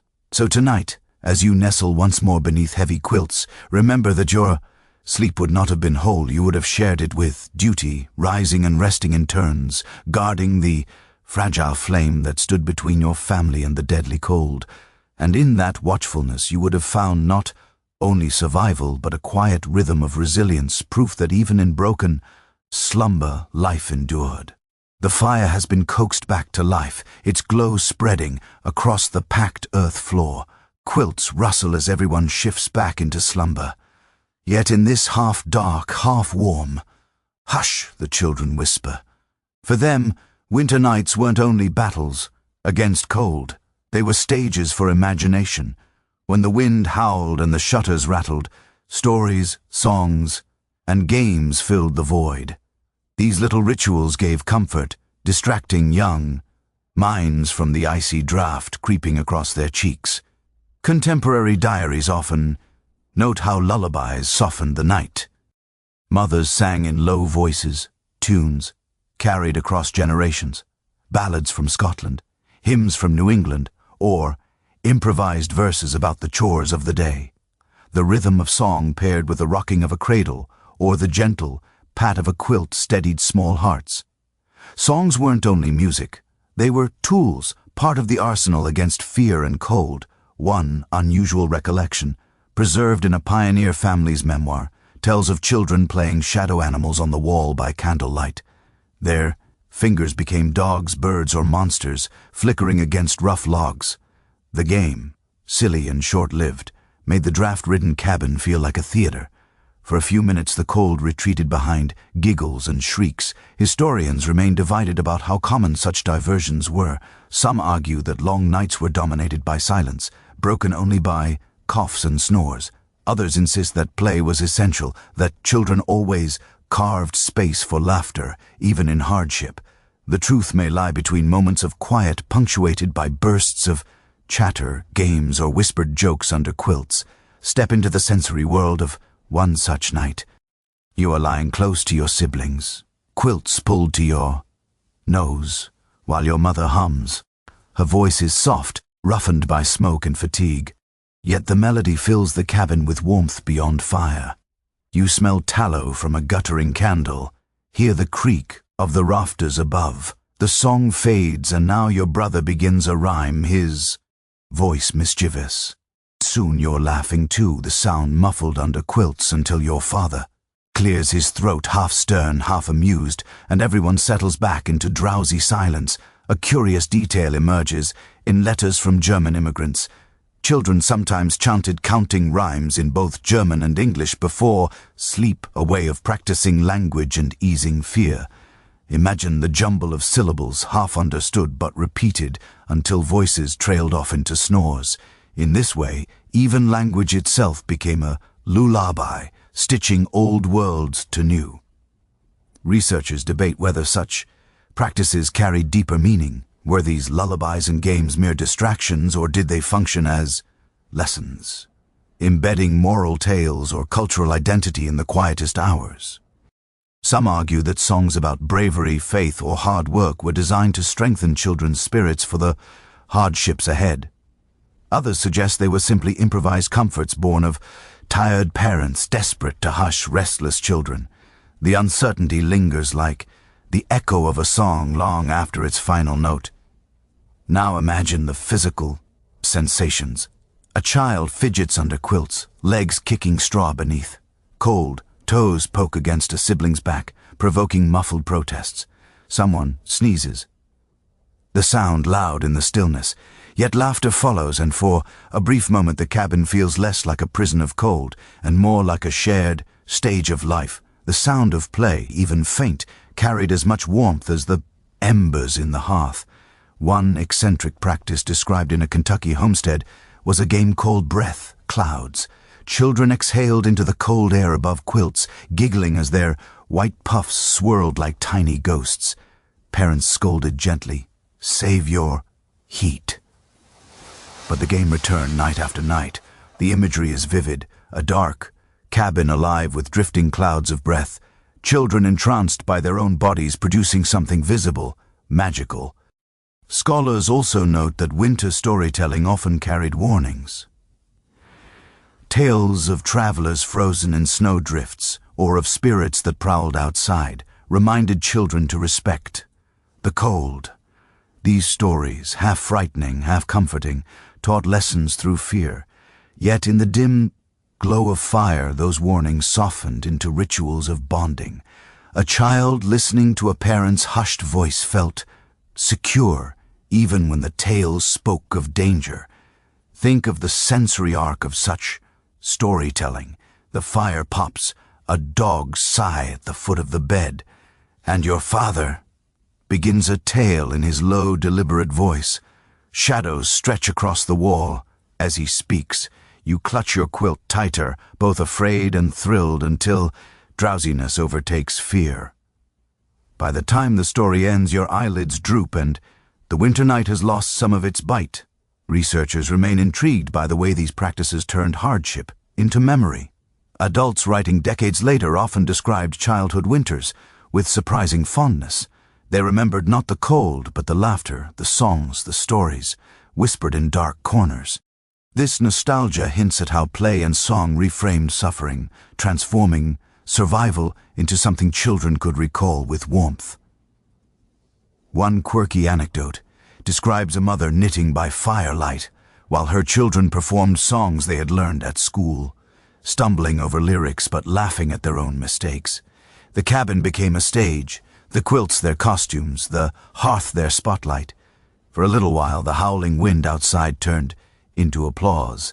As you sink deeper into this vision, imagine yourself in that bed once more. The cold still nips at your face. Drafts still creep under the door. But around you, laughter fades into snores. Songs dissolve into silence, and stories linger like ghosts in the rafters. The games and rhymes don't erase the cold, but they wrap the night in warmth of another kind, carrying children and parents too into a gentler sleep. The laughter of children fades, leaving the cabin quiet. Again, outside the wind moans and snow piles higher against the log walls. Yet, even as families fought drafts and shivered under quilts, they sometimes discovered a strange ally in the very substance that seemed most hostile: snow itself. Where most see snow as an enemy, smothering fields and freezing rivers, frontier families often used it as an insulator, a natural barrier against the bitter cold. Written accounts from New England to the Great Plains mentioned settlers banking snow against the outer walls of cabins. The logic was simple. Snow, though icy to the touch, trapped pockets of air, creating a protective layer much like a quilt around the home. It reduced the sting of wind, muted outside noises, and even helped keep the fire's warmth from leaking away. Imagine the sight of a cabin half buried in drifts, windows peeking out like sleepy eyes under a thick blanket of white. One unusual observation from a Canadian settler's letter describes deliberately shoveling snow against the house until it reached the eaves. "We live in a cave of snow," he wrote, "but never were the warmer for it. Inside, the fire burned brighter, and the temperature held steadier than in autumn's bare-walled chill. To modern ears, it sounds paradoxical, piling frost to fight frost, but in practice, it worked. Experts remain divided over how common or intentional this practice was. Some argue it was a calculated technique learned from indigenous neighbors who built snow shelters for warmth. Others insist it was simply a byproduct of winter storms, with families taking advantage of drifts that piled naturally. The lack of agreement reveals how survival blurred the line between design and adaptation. Did families engineer their snowbanks, or did they merely accept nature's gift? Perhaps both were true, depending on the household. Step into the sensory world of such a cabin. The walls are muffled, the outside sounds softened until even the howl of wolves becomes distant. Light filtering through oiled paper windows turns bluish, tinted by the snow, pressed against them. Inside, the air feels still, less drafty, though smoke from the hearth lingers longer, trapped by the new insulation. The scent of burning wood mixes with the faint dampness of melting snow at the wall edges, a fragrance both earthy and sharp. One curious technique remembered in northern diaries involved cutting blocks of packed snow to build crude windbreaks around doorways. These makeshift walls funneled storms away from cabin entrances, preventing doors from freezing shut.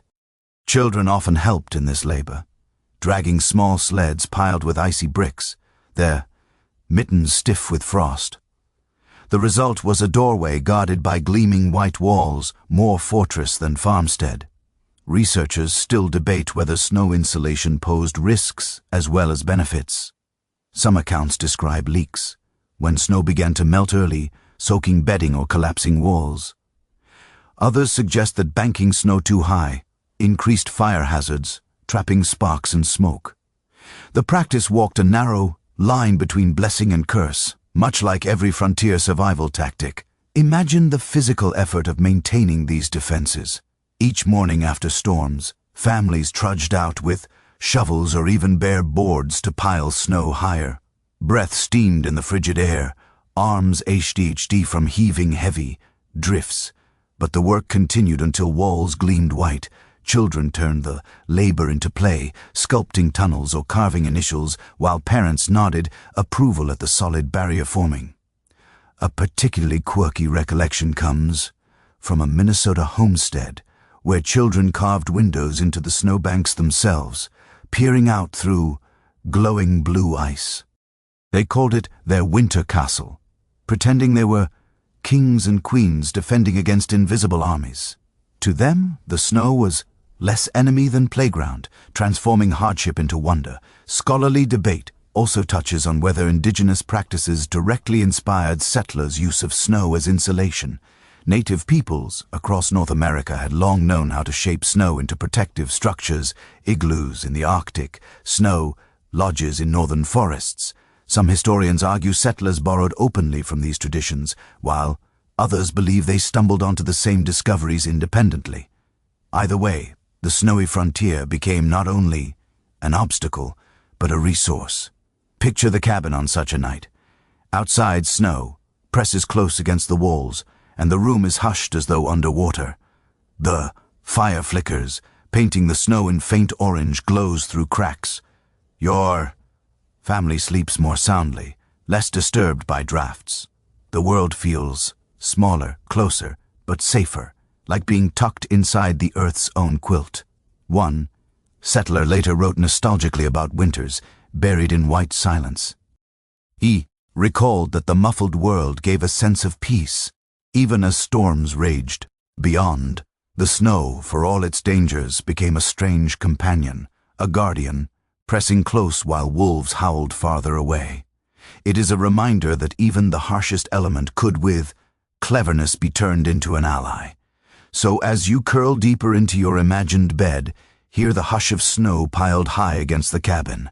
Feel the drafts vanish and sense the paradox that frost itself has wrapped you in warmth. Outside, the night howls. Inside, silence reigns and you drift towards sleep in a cocoon shaped by winter's own hand. The cabin now rests in its snowy cocoon, muffled and hushed. Yet much of what settlers knew or thought they knew about surviving these nights wasn't invented on their own. They watched, listened, and borrowed. The first people who truly mastered winter in North America were indigenous nations who had centuries of practice shaping furs, shelters, and fire into strategies of endurance. Frontier families, though often reluctant to admit it in their letters and journals, quietly leaned on that knowledge to make it through the coldest nights. Historical accounts from New England, the Great Lakes, and the Plains often hint at these exchanges. Native households used wigwams, tipis, or earth lodges designed to trap heat efficiently, each form tested by generations. Settlers, by contrast, arrived with log-building traditions unsuited to bitter North American winters. When they realized their cabins leaked heat, they observed their neighbors and adapted. They learned to bank fires in pits for longer heat, to drape furs thickly around beds, and to insulate shelters with natural materials. Though official documents rarely credited this borrowing, oral histories preserve the memory of native guidance offered and sometimes ignored. One unusual anecdote tells of settlers in the Great Lakes region copying the Ojibwe custom of sleeping beneath layers of animal hides with fur turned inward. Unlike woven quilts, furs clung closer, their natural oils repelling moisture. Children remembered the smell of bear or deer hides, pungent but protective, spread across beds until the whole family seemed wrapped in the forest itself. That sensory detail, musky fur, mingling with wood smoke, marked survival in ways cloth alone could not. Researchers remain divided about how deeply these indigenous practices penetrated settler life. Some argue they became widespread, shaping everything from fire pits to clothing. Others suggest they were adopted only in dire emergencies, dismissed when settlers could fall back on European traditions. The debate highlights how cultural pride and prejudice often obscured the practical reality. Survival cared little for origins. If it kept you alive, you used it. Imagine the sensory world of a wigwam adapted for winter.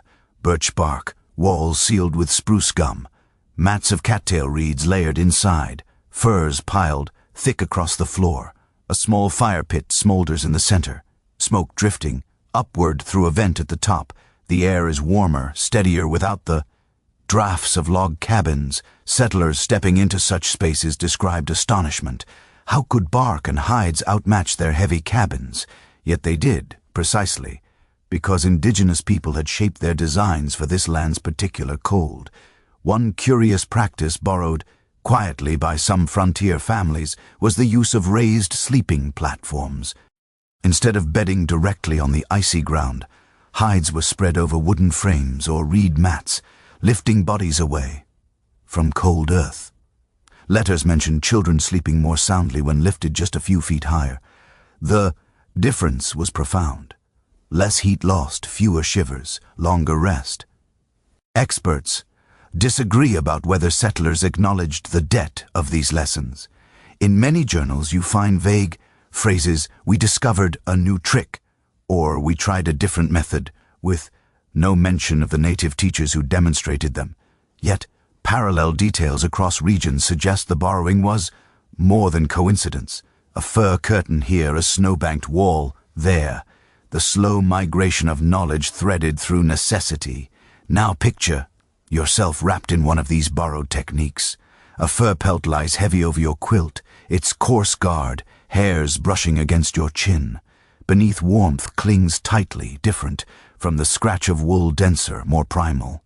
The fire pit in the cabin center glows steadily, heat rising without, flickering away through a chimney. The air smells of resin, fur, and earth, a blend at once strange and soothing. Outside, snow presses hard, but inside, borrowed wisdom shields you.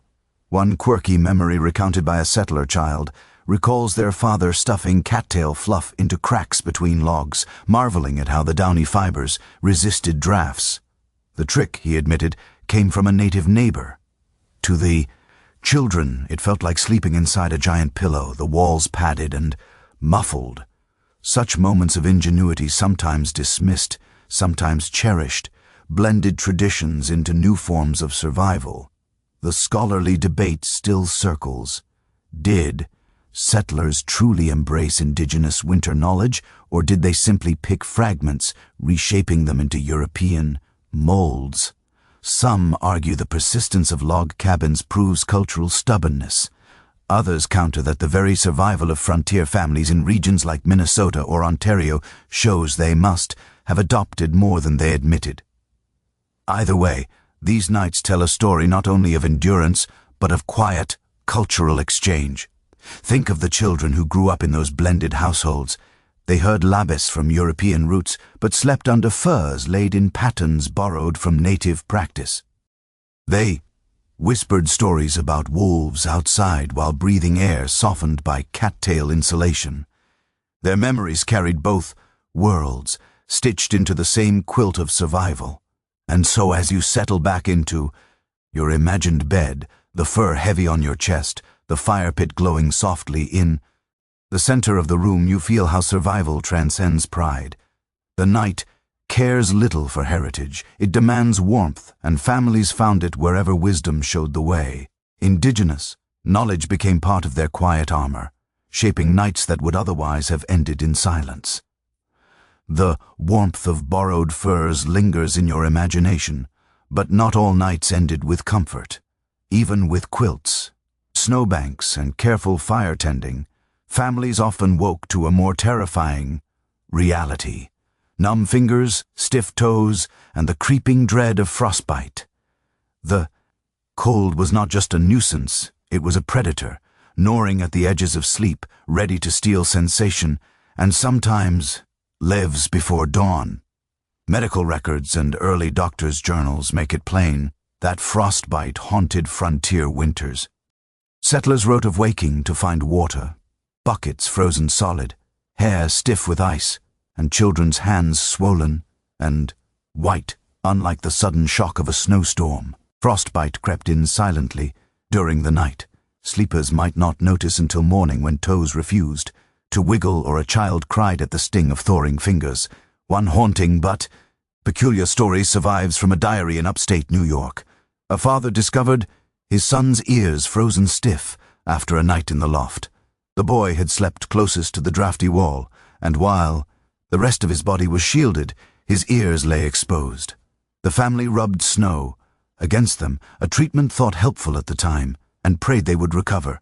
They did, though scarred, a lifelong reminder of one winter's cruelty. Experts still disagree about how frequently frostbite claimed victims. Some historians argue that fatalities were relatively rare since families had so many layered defenses. Others believe the silence of records masks the true toll, with cases downplayed in letters out of shame or grief.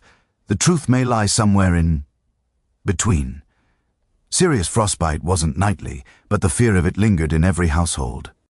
Now, step into the sensory world of such fear.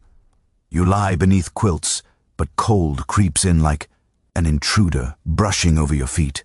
At first, it feels like a prickling numbness, then a deeper ache, until even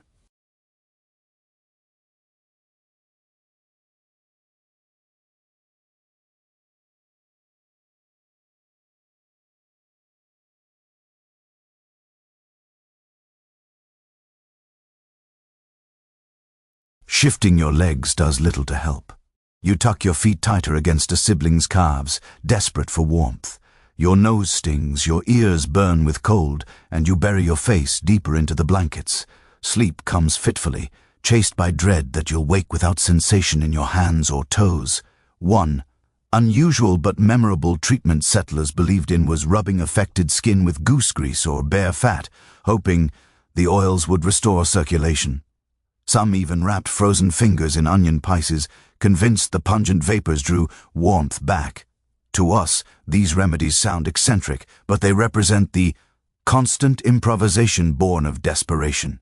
Scholars continue to debate whether frostbite prevention shaped sleeping arrangements more than comfort did. Some argue that placing children in the center of the family bed had less to do with affection and more with keeping their extremities alive. Others maintain that closeness was a cultural tradition with frostbite avoidance an added benefit. Either way, the result was the same. Children slept shielded by layers of parents and siblings, their tiny hands tucked into the crooks of arms for protection. Imagine the morning routine after a particularly harsh night. Parents rise to check each child, rubbing their fingers, pressing toes, blowing warm breath against ears. Sometimes children cry from the sharp pain of thawing, but the sound is oddly reassuring. It means blood is flowing again. On quieter mornings, when children only whimper or stay silent, parents' fear deepens, knowing frostbite might already have taken hold.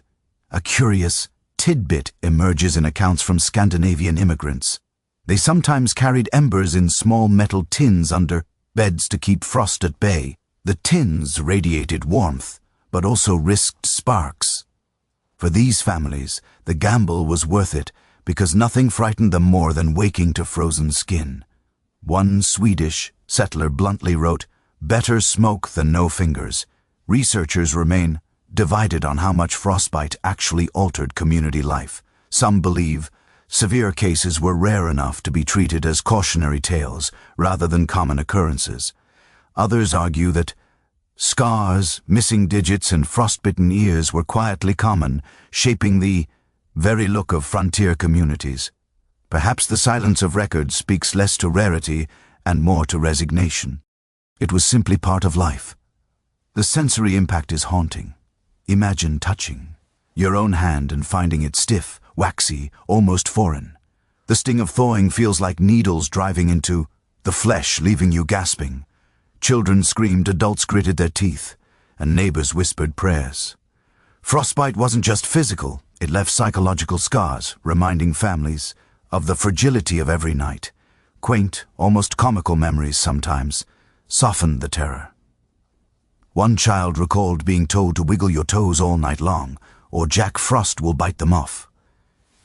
He obeyed, turning the fear into a kind of game, fighting sleep with restless feet. Yet beneath the humor lay real urgency, because many families knew of neighbors who hadn't been so lucky, and so frostbite joined the nightly ritual as both fear and teacher. It taught families to huddle closer, to double-lick, check shutters, to pile snow against walls, to guard embers like treasure. It reminded them that winter was not a season to endure passively, but an adversary to battle hour by hour. Now, as you drift back into the imagined bed, pull the quilt tighter around your face. Tuck your hands beneath your chest and press your toes into the warmth of another body. Outside, the night still rages. Inside, you sleep lightly, haunted by the knowledge that the cold can steal more than comfort. It can steal pieces of you, and so you cling to every ember, every quilt, every shared breath, willing yourself to wake whole at dawn. The sting of frostbite still lingers in your imagination, but the cold carried other dangers that didn't leave visible scars. Even if toes and fingers survived the night, the lungs and chest often did not. Families on the frontier faced an endless list of winter illnesses, coughs that rattled for weeks, fevers that rose in overheated cabins, and the strange restlessness later known as cabin fever. Survival wasn't only about warmth of the body, but also resilience of the spirit. Medical notes from early physicians and midwives describe how respiratory sickness peaks during long winters. Without proper ventilation, cabins filled with smoke from damp wood, animal odor, and condensation dripping from ceilings, children wheezed, their coughs echoing through the night, while adults felt their lungs burn with each breath. Pneumonia, bronchitis, and influenza claimed lives in numbers that frightened even hardened pioneers. One doctor from Vermont wrote bluntly, "The cold spares the body less than the fire spares the lungs." An unusual recollection from a frontier mother mentions her children waking with their hair frozen to the cabin wall where breath condensed and turned to ice. She pulled them free, gently, but the cough that followed lasted all season. These tiny details reveal how easily cold and dampness translated into illness, gnawing at health even when frostbite was avoided. Researchers remain divided about how much these illnesses shaped mortality. Some argue that winter sicknesses killed more settlers than starvation or wolves combined. Others insist that while Illness was common. Most families endured, weakened, but not destroyed. The disagreement underscores the fragile balance. Sometimes coughs faded with spring, but other times they lingered, hollowing families of parents or children alike. Step into the sensory world of such nights. You're wrapped in quilts, but the air is thick with smoke. Your throat scratchy from breathing it in. A sibling coughs beside you, the sound harsh and hollow, while your mother murmurs comfort. The fire hisses as damp logs smolder, sending up a bitter odor. Your chest feels heavy, each breath shallow, and though you try to drift into dreams, the rasp in your throat anchors you to wakefulness. One quirky remedy remembered in family letters involved hanging sliced onions around the cabin, believed to absorb illness from the air. Children laughed at the pungent smell, teasing that their home smelled more like supper than a sick room. Another common trick was drinking hot toddies, water, whiskey, honey, and herbs administered even to children, the warmth spreading through their bodies like liquid fire. Whether these cures worked or not, they gave families a sense of control against unseen threats. Scholars debate whether cabin fever described a real condition or simply the psychological strain of confinement. Letters speak of restlessness, quarrels, even sudden fits of weeping during endless storms. Was it illness of the mind, born of isolation, or just boredom sharpened by hardship? Historians still puzzle over the phrase, but the feelings it described are easy to imagine. Trapped by snow, staring at the same four walls, nerves fraying until even the crack of the fire seemed too loud. Imagine the morning after such a night. Parents rise with red eyes, their voices hoarse from coughing. Children whine with fever, refusing to leave quilts. The water bucket is a solid block of ice, and fetching more means trudging outside through snowdrifts. The family forces down broth, hoping heat will chase away chills, yet beneath the fatigue, determination stirs. They have survived another night, and they will survive another still. One odd yet striking practice was to place iron pots of boiling water in the cabin to create steam, believing it eased lungs. The result was condensation dripping down log walls, sometimes freezing into glittering patterns. Children traced them with fingers, calling them ice paintings, while parents shook their heads at the dampness soaking bedding. Even in attempts to cure, the cold found ways to sneak back in. Experts also argue about the long-term impact of these winters on children's health. Some suggest repeated illness stunted growth, while others note that frontier children grew surprisingly hardy, their bodies toughened by constant exposure. Perhaps both are true. Some were broken by winters, others forged stronger by them. The uncertainty only deepens the sense of how precarious each night's rest could be. Now immerse yourself fully. Hear the chorus of coughs in a crowded bed. Smell the onions hanging from rafters. Feel the clammy dampness of quilts that never quite dried.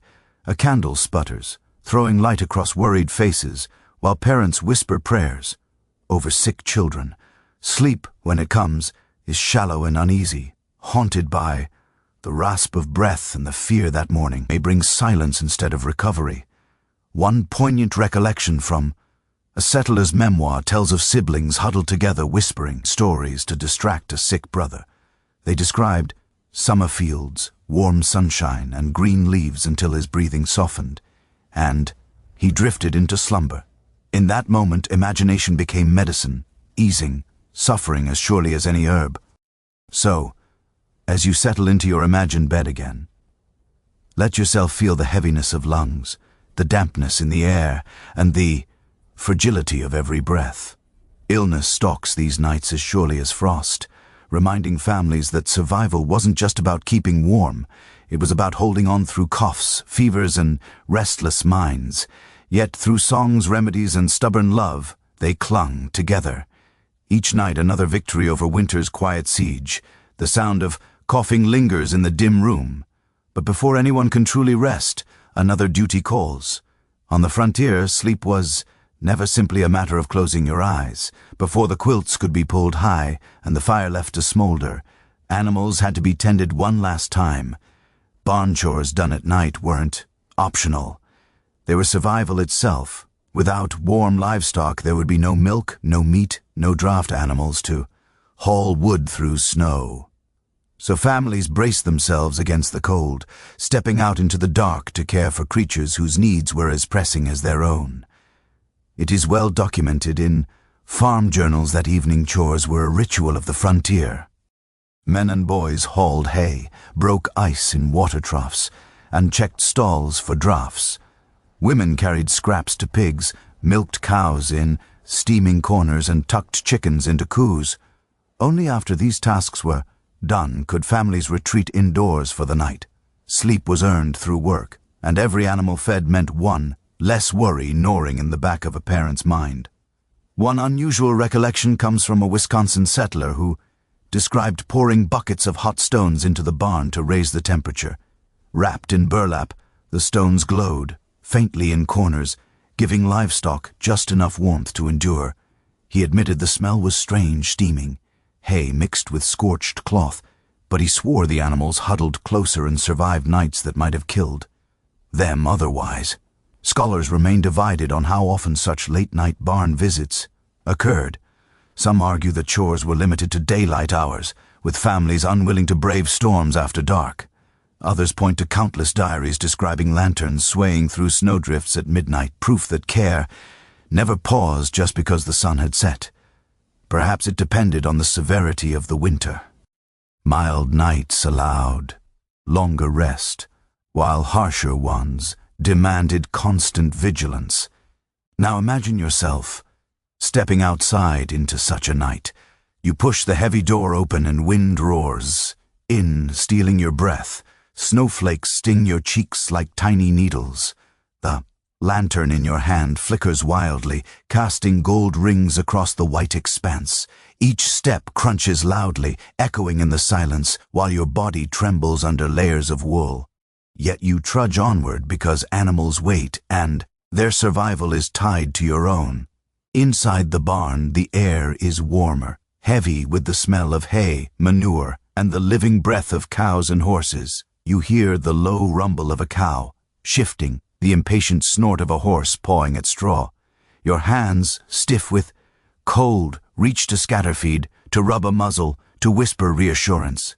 The lantern light throws long shadows across beams, and for a moment the barn feels like a cathedral, sacred, not with prayer, but with the ritual of care.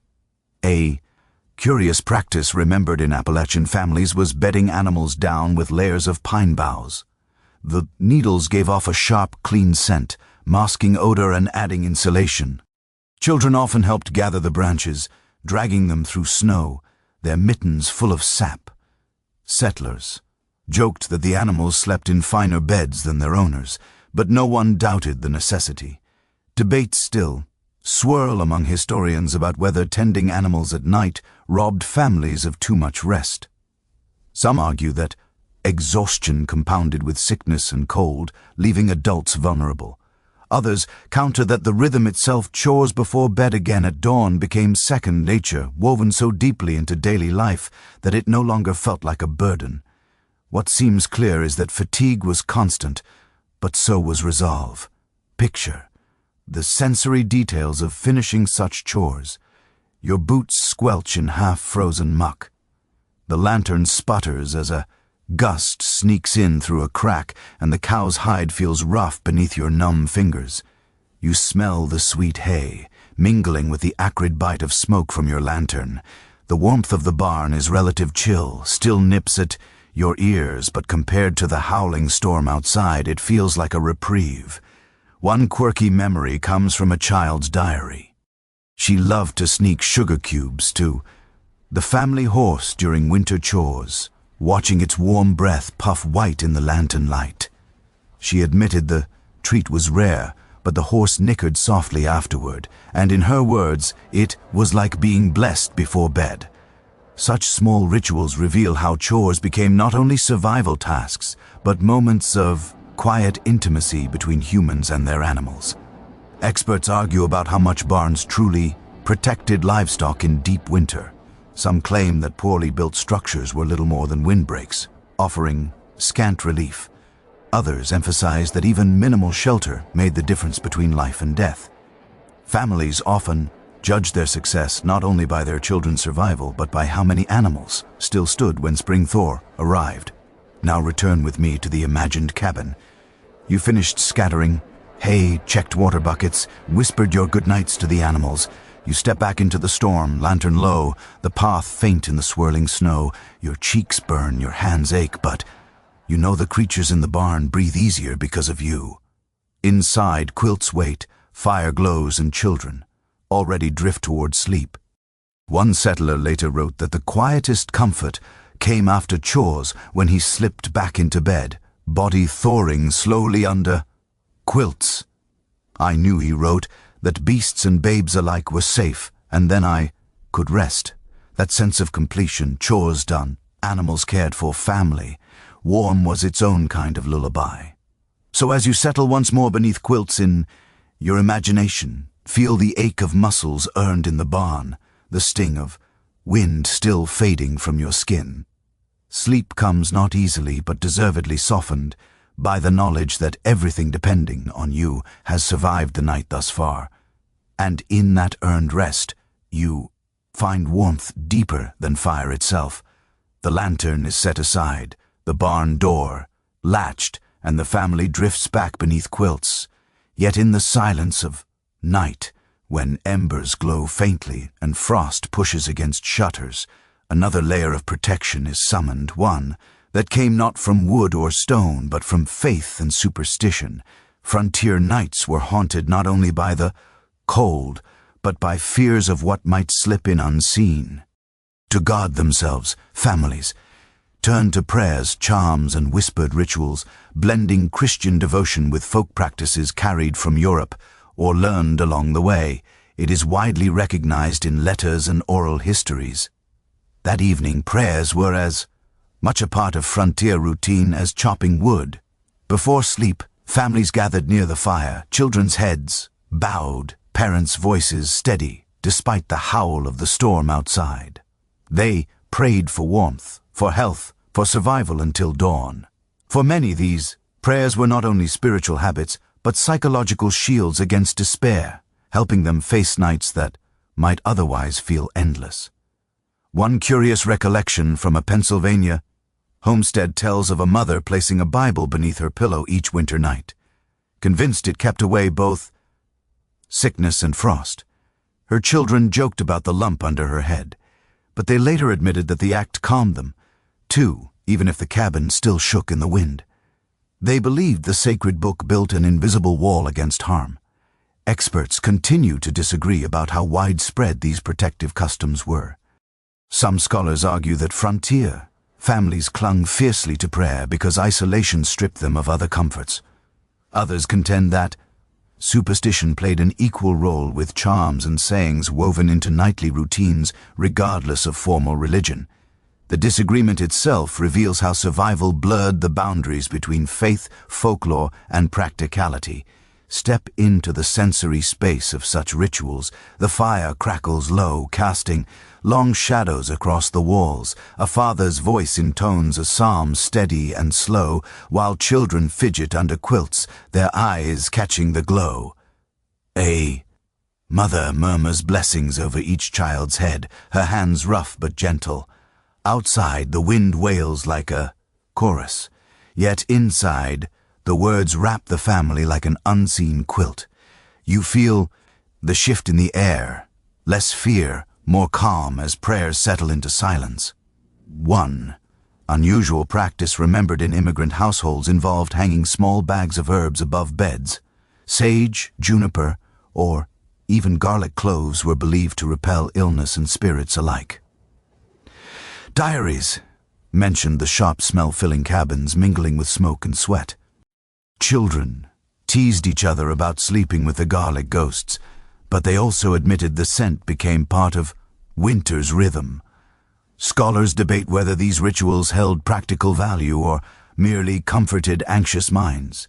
Did garlic and herbs truly ease lungs in smoky cabins, or did belief itself provide relief? Did whispered blessings ward off disease, or did they simply reassure children enough to sleep? Modern researchers still puzzle over the line between medicine and magic in frontier life. Perhaps it mattered less whether charms worked than whether families believed they did. Now imagine a child clutching a small wooden cross, its surface smooth from years of fingers rubbing it before bed. Beside him, his sister whispers a rhyme taught by their grandmother. Cold winds pass, warm hearts stay. The rhyme is nonsense, perhaps, but its cadence soothes. The cabin grows quieter, breath slow, and, even though drafts still slip through walls, the children believe they are guarded. That belief is warmth in itself. One quirky anecdote comes from a settler's letter describing how his wife sprinkled salt across the cabin threshold before storms. She insisted it kept spirits and sickness from entering. The family laughed, but no one dared question her when nights were harsh. Better to waste salt, he wrote, than tempt fate. The gesture became habit, folded seamlessly into nightly chores. Debates among historians also touch on how these practices connected families to their pasts. Immigrants from Germany carried tales of night spirits that froze sleepers. Irish families muttered charms against the Black Breath. On the frontier, these old fears fused with new realities, shaping rituals unique to the American wilderness. Scholars argue whether these beliefs faded quickly or lingered, but children's memories suggest they persisted, at least through a generation. Consider the sensory weight of such a night. The smell of burning sage drifts through the cabin. Salt crunches faintly underfoot near the door. A candle burns low beside a Bible, wax pooling across its cover. You hear your mother's whispered blessing. Feel her hand press briefly to your forehead. The wind groans outside, but inside you are surrounded by layers, both visible and invisible, quilts, furs, fire, faith. One poignant recollection tells of a father leading his children in prayer while a neighbor's cabin burned in the distance. The family huddled in terror, yet the father's words steadied them. The Lord is our shield. The child, who recorded the memory decades later, admitted he was never sure whether faith saved them, but he knew it gave them courage to endure. So as you drift once more beneath quilts in your imagined cabin, breathe in the mingled sense of herbs, smoke, and sweat. Feel the lingering press of a blessing on your brow. Hear the low murmur of prayers weaving through the dark. Whether superstition or devotion, these rituals hold the night at bay, giving you one more layer of protection as the storm rages beyond the walls. And in that fragile shield of faith and charm, you find rest. The prayers fade into silence. The herbs sway faintly in the rafters, and for a time all is still. Yet even when the body found some warmth, and the spirit some calm, the mind often refused to surrender easily. Frontier, families wrestled with a subtler challenge during those long nights. Sheer exhaustion tangled with anxiety. Sleep was not guaranteed. Sometimes it was broken into fragments. Sometimes it never came at all. Rest, like firewood or quilts, was another scarce resource, rationed unevenly by circumstance and nerves. It is well attested in journals that families rarely slept in one uninterrupted block. They rose to tend fires, soothe coughing children, or check on animals. Some households even spoke of first sleep and second sleep, a pattern where people slumbered for a few hours, woke for a while, then drifted off again until dawn. This segmented rhythm echoes practices seen across pre-industrial Europe, suggesting it was not simply frontier necessity, but also a human tradition rediscovered under harsh conditions. One unusual memory comes from a woman in upstate New York who recalled her father pacing the cabin between sleeps, whispering psalms to himself. He claimed the quiet hours calmed his heart, though his children teased that he walked like a restless bear. For her, the memory of those heavy footsteps became part of the soundscape of winter, as familiar as the crack of wood or the sigh of quilts. Scholars remain divided about whether segmented sleep was beneficial or harmful. Some argue it provided natural breaks to tend chores and fires without feeling robbed of rest.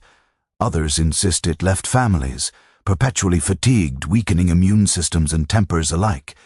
The absence of consensus reflects the ambiguity of memory.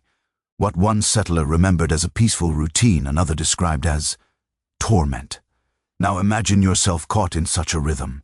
You drift into drowsiness as the fire hums low, only to jolt awake when a log collapses with a sharp crack. For a moment you lie still, heart racing until you realize the sound is harmless. You rise anyway, stirring embers, checking on siblings, listening to the wind. An hour passes in a half-dream, your mind wandering through prayers and worries before you finally sink back into quilts for another stretch of uneasy sleep. One curious detail that surfaces in immigrant accounts is the habit of using these midnight hours for quiet crafts. Women might mend torn mittens or patch quilts by the faint glow of embers, their needles flashing briefly in the dark. Men sometimes sharpened tools or carved small objects from wood. Children, if awake, whispered games or traced frost patterns on the window. These acts turned sleeplessness into productivity, softening frustration with a sense of purpose. Debates continue among modern researchers about whether frontier people experienced what we would now call insomnia. Some letters speak bluntly of nights wasted in tossing, others of minds that could not still. Yet in a world where rest was always fragile, sleeplessness was less a condition than an accepted part of life. The question may be less whether they slept poorly and more how they endured despite it. Picture the sensory texture of these restless hours. The cabin is hushed, but your ears strain to every creak. The quilt weighs heavily, yet offers no true comfort.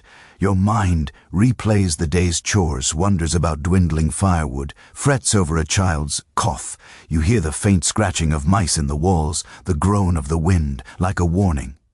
In the half-light, shadows on the rafters seem to shift, teasing your weary eyes. Sleep slips away, replaced by annoying fatigue that grows heavier even as the night stretches longer. One quirky anecdote tells of a child who invented stories about sleep thieves, imaginary creatures who crept through cracks to steal rest from the cabin. His siblings believed him so fiercely that when they woke groggy, they blamed the thieves rather than the cold. Odd as it sounds, the tale eased their frustration, turning sleeplessness into a battle of imagination instead of despair. Scholars debate whether such fragmented nights shaped family bonds. Some argue that shared wakefulness with parents and children whispering together in the dark created intimacy that modern households rarely experience. Others suggested frayed tempers with exhaustion breeding quarrels. Both outcomes likely coexisted, as variable as the weather itself. Some nights sweet with murmured conversation, others bitter with snapped words. Imagine the dawn that follows a restless night. Eyes are red, movement sluggish, voices. Parents stumble through chores, children complain of aches, yet life presses forward. Wood must be chopped, animals fed, fires tended. Rest is a luxury deferred until spring. The memory of fatigue becomes part of the season itself. Another hardship folded into survival. One poignant recollection comes from a woman who admitted she remembered no specific winter mornings of rest, only a haze of weariness. Yet, she also remembered the laughter that sometimes bubbled up during midnight hours, the way her fathers whispered. Stories made the shadows less frightening. Fatigue and comfort were braided together, inseparable strands of frontier memory. So as you lie once more beneath the quilt of this imagined cabin, feel the weight of exhaustion pressing against your eyelids, yet also the stubborn alertness that refuses to fade. The night may not grant you the luxury of full rest, but it grants you moment snatches of sleep, murmured prayers, whispered games that carry you through until morning. On the frontier, survival often meant accepting less than perfect slumber and finding strength in the fragments that remained. The weight of fatigue presses against your eyelids. Yet, you know another disturbance lies ahead. On the frontier, even the smallest noises, those barely noticed in daylight, became magnified at night when families tried to rest in fragile warmth. Sleep was a battle not only against cold and coughing, but against the sounds and creatures that prowled in darkness, mice scratching in corners, wolves howling beyond the walls, even the groan of settling logs. All these became nightly companions, sometimes amusing, sometimes terrifying. Contemporary journals speak often of vermin. Mice scuttled through straw, mattresses, rats nibbled at stored food, and in winter these creatures seemed bolder, slipping close to sleeping bodies in search of crumbs. Children recalled waking to tiny feet darting across quilts, a sensation both ticklish and unnerving. Cats, when allowed indoors, became guardians of sleep as much as warmth, chasing shadows in the rafters, while families whispered thanks to their prowling. One curious account from a homestead in Maine describes a mouse falling directly onto a sleeping child's face from a loft beam. The boy shrieked, waking the household, and the father grumbled as he reset traps by firelight. "Our night's rest," the mother wrote, "was as gnawed as our bread." Such details capture the constant intrusion of small lives into the fragile cocoon of human rest. Experts remain divided about how much wildlife outside truly threatened families. Some argue that wolves, though often heard rarely, approached cabins. Others point to tales of doors rattled, livestock attacked, and men keeping muskets within arm's reach. Coyotes, owls, and even bears became part of the winter soundscape. The truth may lie in the middle. Real dangers were rare, but fear magnified every sound in the silence of night. Now picture yourself lying awake beneath quilts, ears straining. The wind groans, low, almost like a voice. A branch scrapes against the roof, scratching as if fingernails drag across the logs. Somewhere outside, a wolf howls long, mournful, rising into the sky. A child buries their head against a sibling's shoulder, convinced the creature is just beyond the shutter. Even though you know the walls hold, your heart beats faster, every sound sharpening the darkness. One unusual detail noted in Scandinavian immigrant letters was the belief that certain bird calls at night foretold misfortune. Owls hooting near cabins were thought to signal sickness or death. Families sometimes clapped or threw embers at shutters to scare them away. Imagine the surreal scene, a tired father stepping into the night to wave a burning stick at an unseen bird, hoping to hush its omen-laden cry so his children could sleep. Scholars debate whether these fears were born of superstition or of genuine survival instincts. Did families exaggerate animal threats to teach children caution? Or were wolves and bears truly bold in winters of scarce food? The evidence is mixed, but the effect is undeniable. Nights were filled with tension, each creak of wood and howl of wind a reminder of how thin the barrier between human and wilderness truly was. Inside, sounds multiplied too. Rafters popped as frost tightened, and families sometimes mistook the noise for intruders. One settler remembered his father leaping from bed with a musket, only to laugh sheepishly when the noise proved to be a log shifting in the fire. Yet the fear lingered, and children carried those memories for decades, retelling them with both dread and humor. The sensory palette of such nights is rich. Imagine the crackle of fire, the rustle of straw beneath your mattress, the faint noir of mice in the pantry. Over all of it, the breath of your family rises and falls like a tide. Then comes the sudden howl, the crash of snow sliding from the roof, the patter of tiny claws across the rafters. Each sound jolts you from drowsiness, and sleep returns only slowly, if at all. One quirky anecdote tells of a family who named the noises in their cabin to make them less frightening. The popping rafters were old bones, the scratching mice were little shoes, and the howl outside was the singing dog. Children laughed at these names, and when they woke to the noises, they whispered them instead of crying. By transforming fear into play, the family softened the edge of nightly disturbances. Debates among modern historians question whether such noise-filled nights shaped frontier resilience. Some suggest the constant interruptions trained families to live with vigilance, attuned to every sound. Others argue it simply eroded rest, leaving bodies weaker and tempers shorter. Either way, sound became a constant thread woven through the tapestry of winter survival. Imagine dawn after such a night. Parents wake groggy, rubbing eyes, while children recount the noises they heard, real or imagined. Bread is cut with laughter about little shoes or sighs about wolves. The cabin brightens slowly with daylight. Shadows retreat, and the sounds that ruled the night fade into ordinary morning chores. Yet the memory of them lingers, shaping stories told long after. So tonight, as you drift back into this imagined bed, listen carefully. Hear the pop of rafters, the whisper of mice, the distant cry of wolves.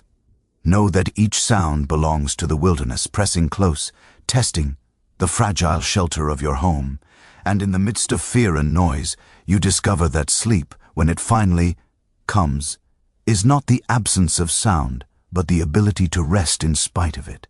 The noises of wolves and mice still echo in your imagination, but sometimes the frontier night was broken not by nature's voice, but by the sound of other people. Cabins were small and privacy was nearly impossible. Whole families and sometimes visiting relatives or neighbors caught in storms slept within arm's reach of one another. In that cramped intimacy, rest was never entirely your own.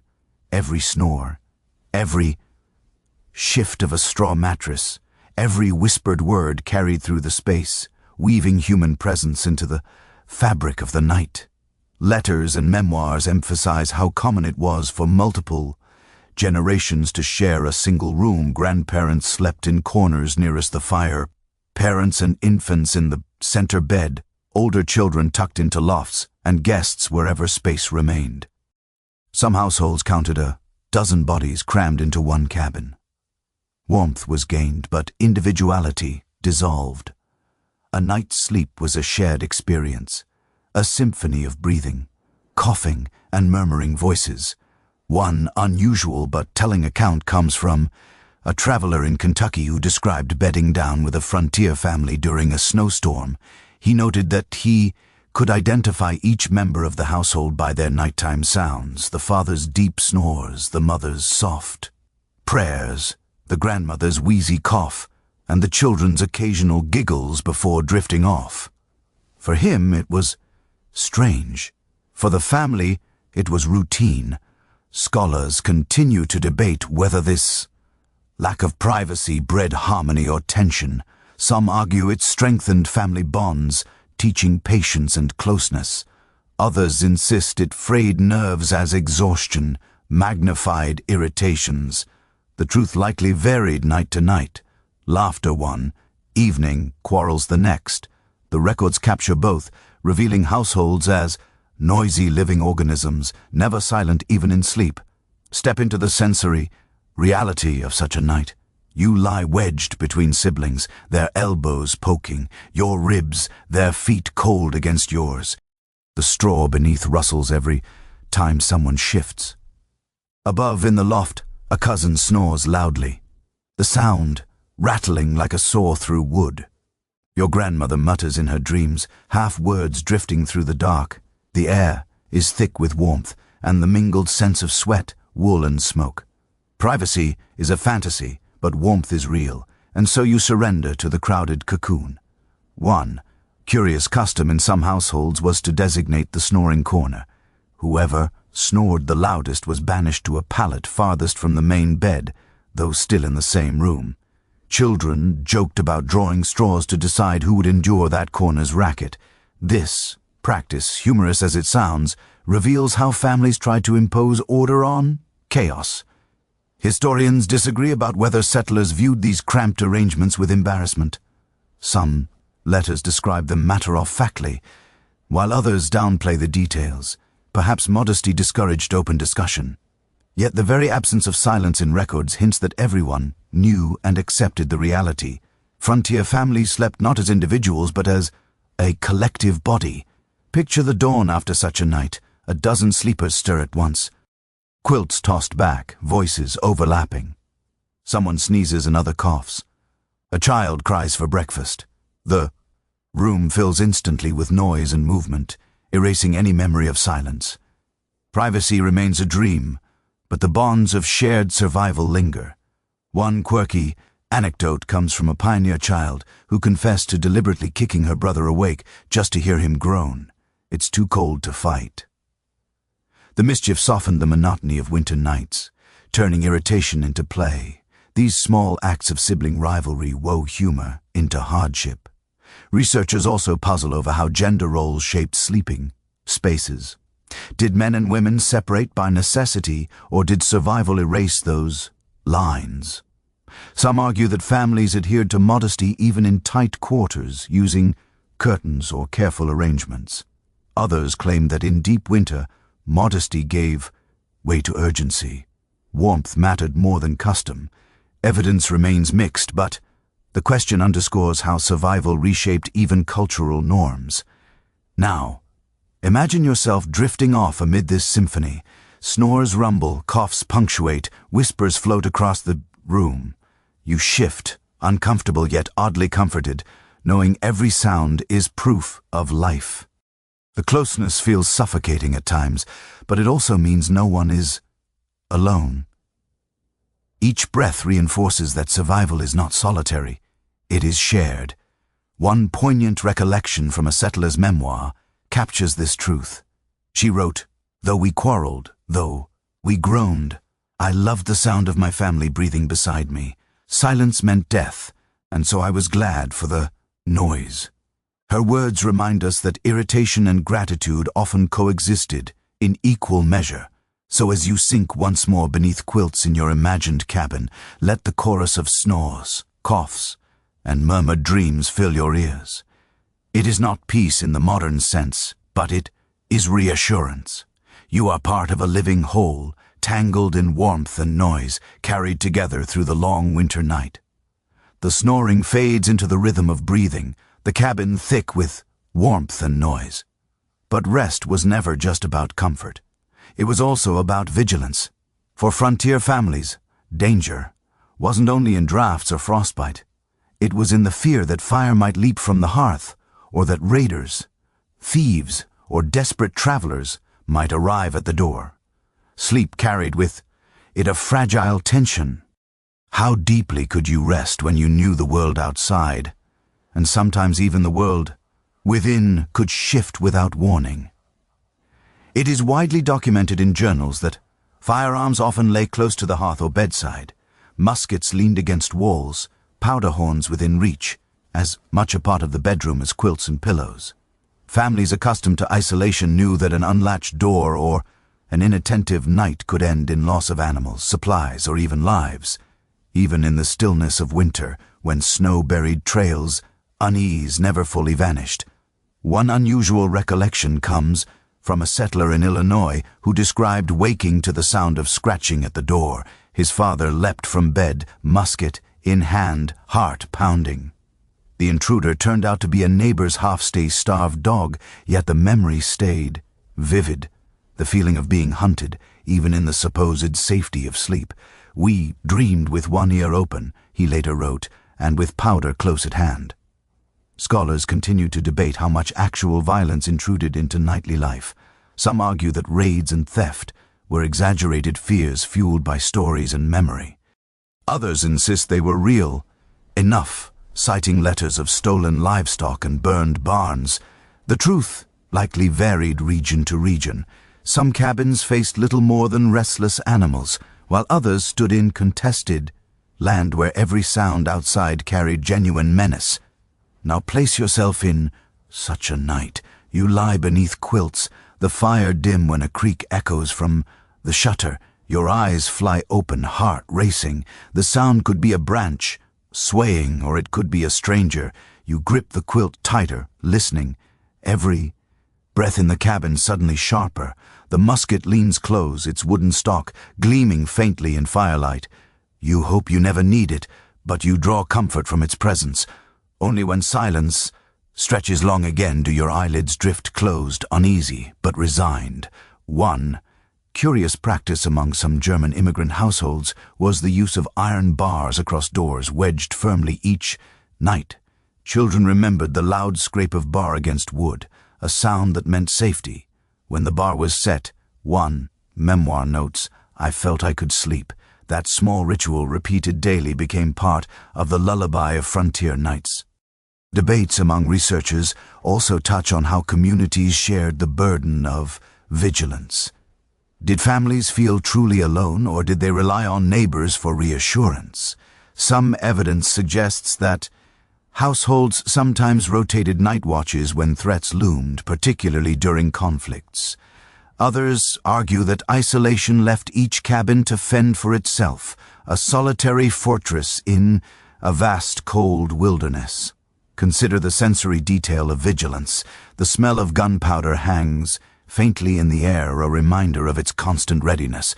A dog shifts by the door, growling low, then settling. The wind howls, rattling shutters like hands, shaking a lock. Your mind flickers between drowsiness and alertness, between the comfort of warmth and the fear of intrusion.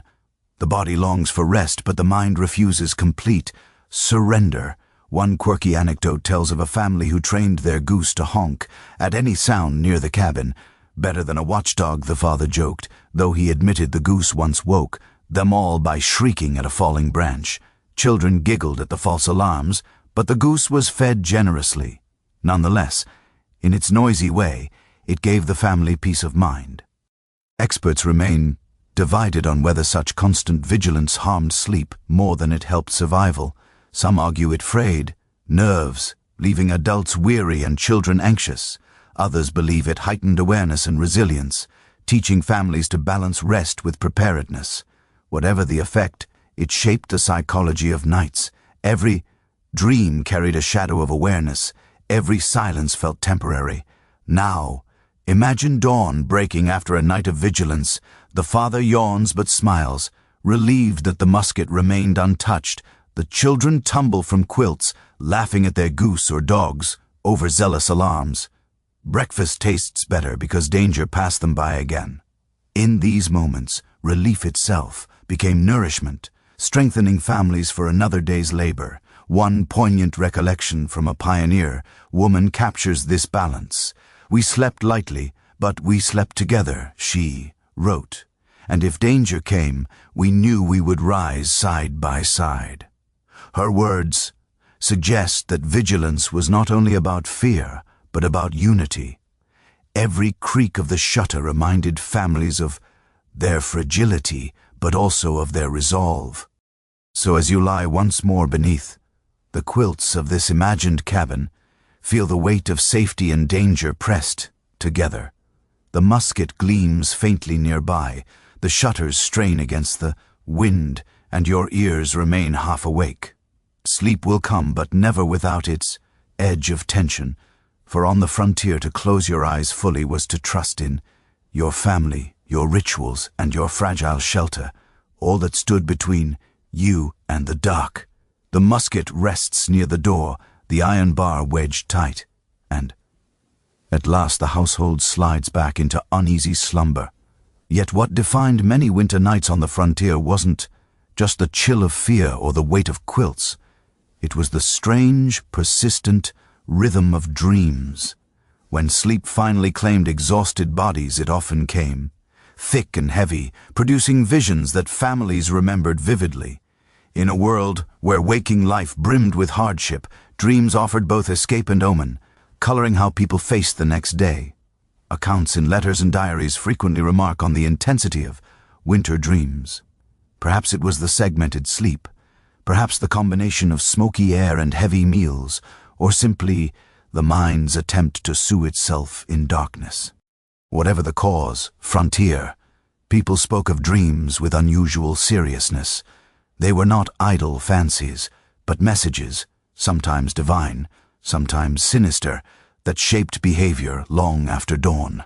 One curious anecdote comes from a homesteader in Ohio who wrote that his wife dreamed of a field of green wheat in the dead of January. She woke convinced spring would come early, and the family planned their planting accordingly. Though spring proved late, the dream lingered as a kind of talisman, a story retold to neighbors with equal parts hope and amusement. Scholars remain divided about whether frontier people interpreted dreams primarily through religion or through folk tradition. Some argue that biblical imagery dominated with visions, seen as warnings or comforts from God. Others point to the persistence of old-world superstitions, dreams of water foretelling sickness, dreams of animals predicting weather. The truth likely wove both threads together, producing a tapestry of belief where sacred and superstitious coexisted without conflict. Step into the sensory fabric of such a dream-heavy night. You drift into slumber after hours of cold vigilance. The quilt is heavy, the fire dim, your body aching. Suddenly you walk through a meadow in full bloom, sunlight warm against your face. You hear bees, smell fresh hay, feel grass beneath your bare feet. For a few blissful minutes you escape the snow pressing against your cabin walls. Then you stir awake, nose-numb, breath misting in the frigid air, and the shock of contrast makes the dream feel sharper, more precious. One unusual custom remembered in immigrant households was to share dreams aloud at breakfast. Families recited their visions between bites of porridge, interpreting omens and laughing at odd details. Children competed to tell the strangest tales, flying pigs, rivers of honey, while parents sought patterns in images of storms or fires. These morning rituals gave meaning to rest that was otherwise fragmented and shallow. Researchers debate whether dreams served a therapeutic role in these households. Some argue they provided relief, allowing people to process fear and longing in symbolic form. Others suggest they deepened anxiety, especially when interpreted as warnings. What cannot be denied is that dreams filled conversations, turning invisible nights into tangible stories. Imagine the sensory strangeness of waking from one of these visions. The warmth of a dream lingers in your body, but the cabin is cold, your breath sharp. You blink at shadows, half convinced the dream still surrounds you. A sibling stirs and mutters, pulling you back into reality. Yet all day, as you chop wood or fetch water, the dream hovers like a phantom, as real in memory as the frost beneath your boots. One quirky recollection from a Minnesota child tells of her father dreaming of wolves each night for a week. Convinced it was an omen, he built higher pens for the livestock. No wolves came, but the dream reshaped his labor nonetheless. In this way, the unconscious mind sometimes dictated the rhythms of daylight chores. Scholars still argue whether such vivid dreaming was heightened by diet and environment. Did heavy stews and scarce vegetables alter sleep chemistry? Did smoke fill cabins and irregular sleep cycles intensify REM cycles? The science remains speculative, but the testimonies are consistent. Frontier dreams were memorable, sometimes frightening, often oddly beautiful. Consider the layered texture of a family recounting them in the morning. Children chatter excitedly, mimicking their dream animals. Parents exchange glances, half believing, half dismissing, yet still noting what was said. Grandparents mutter about old sayings. A fish in dreams means illness. A stranger means news. The conversation blends belief, skepticism, and humor, making dreams a communal property rather than a private secret. One poignant story survives from a widow who dreamed of her late husband on a bitter winter night. She described him standing at the hearth smiling silently. The dream gave her such comfort that she awoke convinced he had visited to reassure her. I slept warmer after, she wrote. In this we glimpse how dreams softened grief, transforming loss into presence. So as you return once more to your imagined bed, feel the heaviness of quilts pressing you down into sleep. Hear the faint sigh of embers, the breath of family around you. Then drift into visions, fields of summer, voices of loved ones, animals prowling just beyond reach. On the frontier, such dreams weren't just fleeting illusions. They were part of survival, a second world where the cold could not intrude, where even for a few hours hope bloomed like spring in the heart of winter. The warmth of dreams lingers faintly. But dawn has not yet come. The cabin is still, the fire low, and the cold presses in again. In these hours between night and morning, food, both the memory of it and the reality of what remained in the pantry, became another element of survival. Sleep was easier when the stomach was full, but winter scarcity meant families often drifted into slumber on little more than broth or scraps. Hunger was another silent companion beneath the quilts, and it shaped how frontier households endured their nights.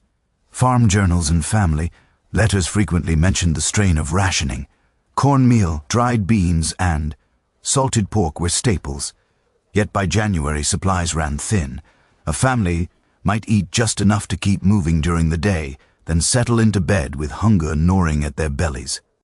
Some parents confessed to sending children to sleep early, hoping slumber would muffle their complaints. Others described stretching small meals into illusions of plenty, adding water to stew, breaking bread into thinner slices. The hearth gave warmth, but food gave strength, and when both were scarce, nights felt endless. One unusual but telling anecdote comes from a Missouri settler who recalled her mother slipping a hot potato into each child's hand before bed. The potato warmed their fingers, then doubled as a midnight snack if hunger stirred them awake. "We slept with supper in our palms," she wrote, "and dreamed of feasts while we nibbled." The memory captures both deprivation and ingenuity, a reminder that even small comforts could carry children through. Scholars remain divided about how severe frontier hunger truly was in winter. Some argue that households with foresight and strong harvests managed adequately. Others contend that shortages were widespread with malnutrition common, though rarely admitted in prideful letters. The lack of agreement reflects the unevenness of frontier life. One family thrived, another starved, often on neighboring farms. Now imagine the sensory reality of such a night. You lie under quilts, but your stomach growls, echoing louder in the silence. The smell of smoke teases you with memories of roasted meat, though none is left. Your mouth is dry, your limbs heavy. You press your potato closer, the warmth fading, the skin wrinkled. You nibble a corner, the taste bland but comforting, then tuck it back beneath the quilt. Hunger doesn't vanish, but it quiets enough for sleep to creep in. One curious practice among some Appalachian families was to drink hot water before bed, flavored with herbs if available. The warmth filled stomachs, tricking them into satisfaction, while the steam soothed throats. Children sometimes called it empty stew, laughing at the idea of pretending water was soup, yet even pretense gave them comfort, proof that imagination could help where food failed. Researchers debate whether such strategies weakened bodies too much to endure winter labor. Some argue that meager diets left settlers prone to illness and exhaustion. Others suggest that frontier metabolisms adapted, bodies slowing to match the scarcity. Either way, the experience shaped memory. Children grew up recalling winters defined by not just cold, but the echo of hollow bellies. Picture the dawn that followed a night of hunger. Parents rise stiffly, eyes sunken, hands trembling slightly as they prepare thin porridge. Children sip slowly, savoring, each bite as if it were feast enough. The day's chores loom large, but the body has little fuel. Sleep may have brought a temporary escape, but hunger greets them again with the morning light. One quirky anecdote tells of a boy who dreamed of pies each night, describing their flavors so vividly that his siblings swore they could taste them. His dreams became a nightly entertainment, his imagination filling the gap left by empty shelves. In this way, hunger inspired a kind of shared theater where fantasy replaced fullness, if only for a while. Historians also debate whether scarcity built community, resilience. Some argue that shared hunger bonded families, teaching patience and sacrifice. Others insist it bred resentment as siblings quarreled over unequal portions. Letters hint at both parents praising children for generosity one night, scolding them for selfishness the next. Hunger tested not only bodies but relationships, shaping the atmosphere of each long winter night. Consider the sensory layer of memory here, the smell of dried beans simmering faintly, the taste of salt clinging to pork fat, the sight of shelves emptying as weeks dragged on. In the dark, these sensations became sharper, dreams of feasts contrasting cruelly with reality. To fall asleep hungry was to drift into a world of longing, where imagination became both torment and solace. One poignant recollection from a widow's diary captures the duality. "My children dreamed of bread," she wrote, "and I prayed their dreams would fill them." Her words reveal the mingling of hope and helplessness, the way food or its absence defined not only the stomach but the spirit of those winter nights. So, as you slip once more, beneath the quilts of this imagined cabin, press the thought of food close. Perhaps it's a potato in your palm. Perhaps only the steam of hot water in your belly. Hunger stirs, but sleep weaves its balm, offering visions of feasts and abundance. On the frontier, dreams of plenty were often the only abundance a family could count on, and even that was enough to carry them through until spring whispered of relief. The memory of hunger lingers in your belly as you drift beneath quilts.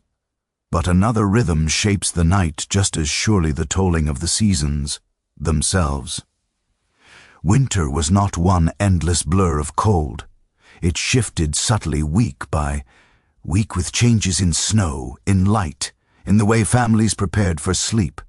Frontier households lived attuned to these rhythms, for each stage of winter demanded new adjustments in how to rest, how to preserve warmth, and how to survive. It is well established from farm records and letters that December nights, though harsh, often carried the energy of preparation. Families faced the first real storms with pantries still full, wood piles stacked high, and spirits bolstered by recent harvests, beds brimmed with fresh straw, quilts still thick with autumn repairs. Sleep, though cold, was softened by confidence. By January, however, provisions had begun to dwindle, and the novelty of snow gave way to weary routine. Quilts sagged, straw flattened, and firewood piles shrank ominously. By February, despair sometimes set in, with families dragging themselves through nights longer in spirit than in length. One unusual anecdote from a diary in Maine describes how children marked the passage of winter not by calendars but by their beds. In December they slept atop straw that smelled sweet and golden. By January the straw was dusty, itchy and flattened, rustling little when they turned. By February it was so broken down that they joked they were sleeping on flour instead of stalks. The changing texture of their mattress told them the seasons progress better than any almanac. Scholars continue to debate how precisely families measured these shifts. Some argue that moon phases, star positions, and animal behavior gave constant clues. Others suggest that time blurred into a haze of cold with only major events, storms, births, deaths standing out. The disagreement reveals how survival reshaped time itself. Calendars mattered less than the feel of straw, the weight of quilts, the echo of empty barrels. Now imagine yourself passing through these stages. In early winter you lie on firm straw, quilts smelling of fresh dye, the pantry still echoing with jars and barrels. Hunger nags less and you drift easily. By mid-winter, the straw pricks quilts are smoke-stained and you pull them tighter, dreaming of fresh fabric. By late winter, the straw collapses beneath you and quilts are patched with scraps. The fire burns low, food is meager, and sleep feels heavier, tinged with desperation. One curious practice remembered in Appalachian families was the February feast, a single night when families cooked something special despite scarcity. They believed it broke the back of winter's despair. Children looked forward to it as proof that spring would eventually come. The meal might be nothing more than cornbread baked with honey or a stew enriched with a little precious meat, but afterward, sleep came sweeter, as if the body finally loosened its grip on anxiety. Researchers argue about whether these seasonal adjustments hardened people or wore them down. Some suggest the cycle built resilience, training families to adapt constantly. Others insist it drained hope, leaving bodies and minds brittle by March. The evidence, as always, is mixed letters of despair one year, letters of gratitude the next. The sensory differences between these stages are vivid. In December, the cabin air smells of pine from fresh logs, quilts warm quickly, and children whisper cheerfully in bed. In January, the air, turns thick with smoke. The quilts are heavy with soot, and laughter fades into grumbles. In February, silence grows everyone too tired, too hungry, too worn. Even the sound of the wind feels heavier, dragging against shutters like a burden rather than a song. One quirky anecdote tells of a boy who celebrated each February by carving a notch in his bedpost, counting down until Thor.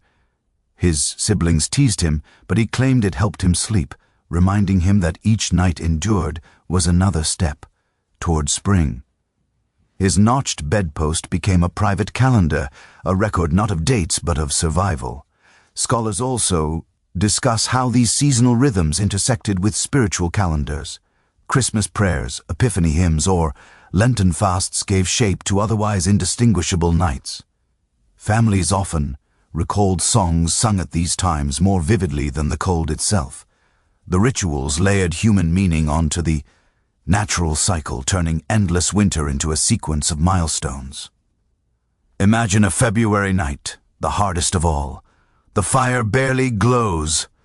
The pantry is bare, and the straw beneath you has thinned to dust. You clutch quilts, close, hearing only the sound of the wind. Yet you whisper to yourself or your children that spring will come. The knowledge doesn't warm your toes, but it warms your spirit just enough to coax you into uneasy sleep. One poignant memory from a settler woman captures this perfectly. She wrote, "In December we slept with hope, in January with patience, in February with endurance, and in March with relief." Her words map the emotional geography of frontier winter, a journey measured less in miles than in nights endured. So as you close your eyes once more in this imagined cabin, feel the weight of those months pressing down. December's optimism, January's weariness, February's desperation, they all flow into the rhythm of sleep. The cold is constant, but the way you meet it shifts, shaping how dreams rise and how mornings are greeted. On the frontier, survival wasn't just about enduring the coldest night. It was about enduring the long procession of them, one after another, until spring finally cracked the world open again. The rhythms of December, January, and February have carried you this far. But the truth is that no two winters were the same. Each family crafted its own set of traditions, some practical, some emotional, that shaped how they endured their nights. These rituals weren't merely chores repeated in darkness. They were small acts of control, tokens of comfort, ways to transform a season of threat into a season of meaning. On the frontier, survival was never just physical. It was psychological, cultural, and even celebratory. Family journals often mentioned bedtime rituals that bordered on ceremony. Some households insisted on reading aloud by the fire, even if the text was just a scrap of newspaper or a battered Bible. Others ended each evening with a hymn, voices rising softly into rafters. The ritual mattered less for its content than for its predictability. It drew a line between days' labor and night's rest, marking the cabin as a place of safety despite the storm outside. One unusual recollection comes from a homestead in Ohio, where children each placed a small stick on the fire before bed, symbolizing their contribution to keeping the family warm. The act was more symbolic than practical, but it gave children pride, teaching them that warmth was shared labor. We each gave our spark. One child later wrote, "Before we closed our eyes, historians remained divided about whether such rituals were widespread or limited to particularly devout or imaginative families. Some argue that the constant grind of survival left little room for ceremony. Others insist that rituals were the very thing that made survival possible, offering order and morale. Perhaps the truth lies in variation. Some families stumbled into bed exhausted, while others found strength in ritual, however small. Now step into the sensory world of such traditions. The fire pops gently as each child places a stick into the flames. A hymn echoes softly, voices cracked but steady. A father's voice reads from a tattered book, the words drifting over quilts like a second blanket. You feel the air warm briefly as the fire flares. Smell the resin of pine. Hear the murmur of voices blending with the storm outside. It is no grand ceremony, but in its repetition it becomes sacred. One curious custom among German immigrants was the telling of winter tales before bed, stories that combined folklore with family history. Parents recounted legends of spirits in the Black Forest, then folded in tales of grandparents, braving ocean voyages. Children fell asleep believing themselves part of a long chain of survival, their own hardships linked to ancient ones. The cold became less isolating when framed as a shared inheritance. Scholars debate whether these traditions softened the memory of winters. Some argue that rituals gave families nostalgic lenses, making them remember the nights more fondly than they lived them. Others counter that the rituals were fragile shields easily shattered by hunger or illness. Letters reveal both moods, sometimes warmth in memory, sometimes bitterness. The debates echo. The reality of survival rituals could comfort, but they could not erase hardship. Picture the dawn that follows, a night rich in ritual. Children wake with songs still humming in their ears, parents with prayers still echoing in their thoughts. Even if hunger knows or frost presses at the door, the memory of ceremony lingers, giving shape to the day ahead. Rituals transformed nights from mere endurance into moments of meaning. One quirky anecdote tells of a family who carved notches into their bedposts each night as a countdown to spring. Children argued over whose turn it was, laughing as they marked the wood. By March, the posts bore dozens of cuts, a visible record of endurance. To outsiders, it might have seemed childish vandalism. To them, it was a calendar carved in desperation and hope. Researchers also note that rituals weren't always solemn. Some families staged games of endurance before bed. Who could stand barefoot on the cabin floor the longest? Who could blow out the candle in one breath? Laughter punctuated these contests, distracting children from cold noses and empty bellies. In this way, ritual blurred into play, proving that resilience often hid itself in humor. Consider the sensory weight of these traditions. The flicker of firelight glints off children's eyes as they giggle at their carved notches. The sound of a hymn drifts upward, faint but resolute. The smell of singed wood fills the air as a stick is laid on the flames. Outside, snow presses harder against the cabin, but inside, warmth is woven not only from quilts and embers, but from voices, stories, and gestures. One poignant recollection from a woman who survived such winters as a child captures this spirit. We did not only endure the cold, we marked it, sang through it, carved it into memory. That is how we slept, through nights that might have broken us. Her words suggest that survival was as much about meaning as about material.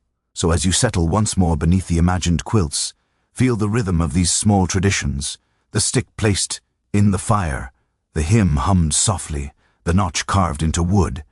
These are the rituals that turned a cold night into a remembered night, the fragile shields that carried families forward. And in their repetition, you too find comfort, knowing that meaning can be stitched into even the harshest hours of winter. The rituals linger in the air, the hymns, the bedtime stories, the stick, laid on the fire.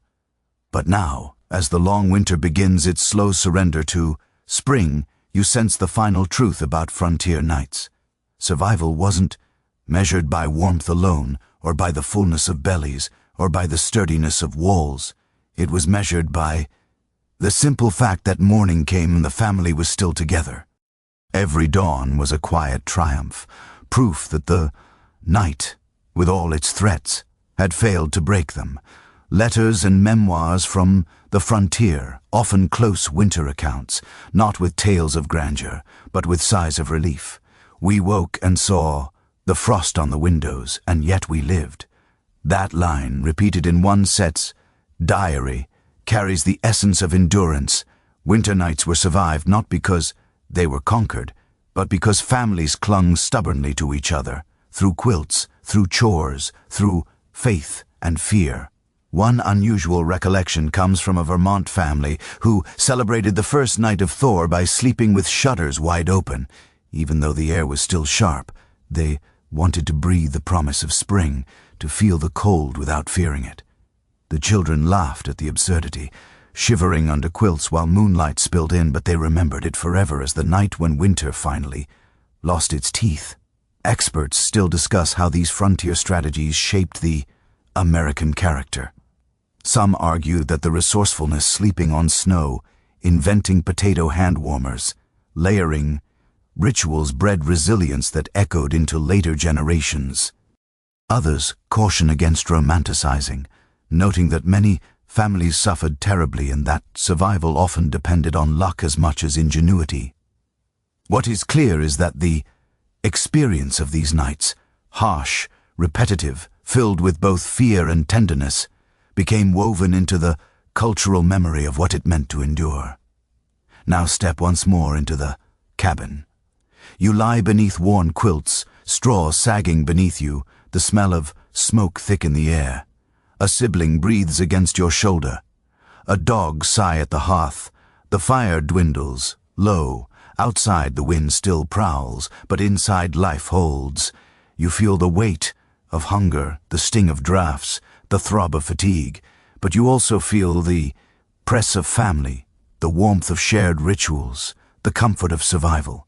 Sleep takes you not as an enemy, but as a weary friend. One quirky tidbit survives. From an old letter, a child confessed he sometimes wished winter nights would last longer, because only then could he stay tucked between his siblings, cocooned in closeness. It is a reminder that even in hardship moments of sweetness lingered reframing survival as not just endurance but intimacy. Scholars continue to debate whether these experiences hardened or softened frontier families. Did the constant struggle make them more stoic, or did it teach them tenderness through shared dependence? The evidence bends both ways. Perhaps the truest answer is that it did both. It forged strength but also carved empathy, reminding people that no one survived alone. So when dawn finally breaks after the coldest night, the relief is palpable. Frost sparkles like glass on the window. The fire smolders but has not gone out. Parents stretch stiff limbs. Children blink awake. Animals stir in the barn. The family has crossed another night, and in that crossing they have kept the thread of life unbroken. Now let the story soften. Let the fire dim into a low glow. The wind ease into a whisper. Picture the cabin growing quiet, not from death or despair, but from rest. The night recedes, leaving only the memory of closeness, of survival, of warmth carved from scarcity. And now, as our long journey through the frontier nights draws to a close, I invite you to slow your breathing.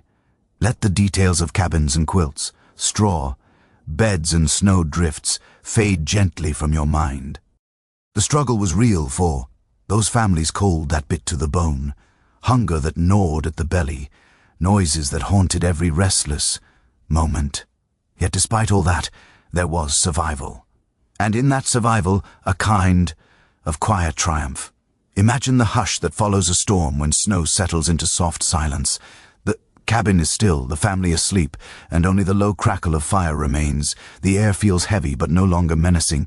In that silence you too can find rest. Think of the warmth of shared quilts, the weight of straw beneath, the rhythm of breathing around you. These images belong not only to history but also to you now as a comfort. The hardships are behind you. The night no longer threatens. You are safe, wrapped in memory and imagination, just as surely as frontier families were wrapped in wool and fur. Let your eyelids grow heavier. Let the wind outside soften into a distant hum.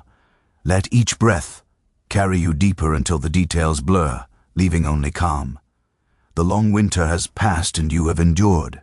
Morning will come as it always did for them, carrying light and warmth. For now, surrender to rest. Close your eyes. Let the story dissolve into quiet and allow yourself to drift gently into sleep. Sweet dreams.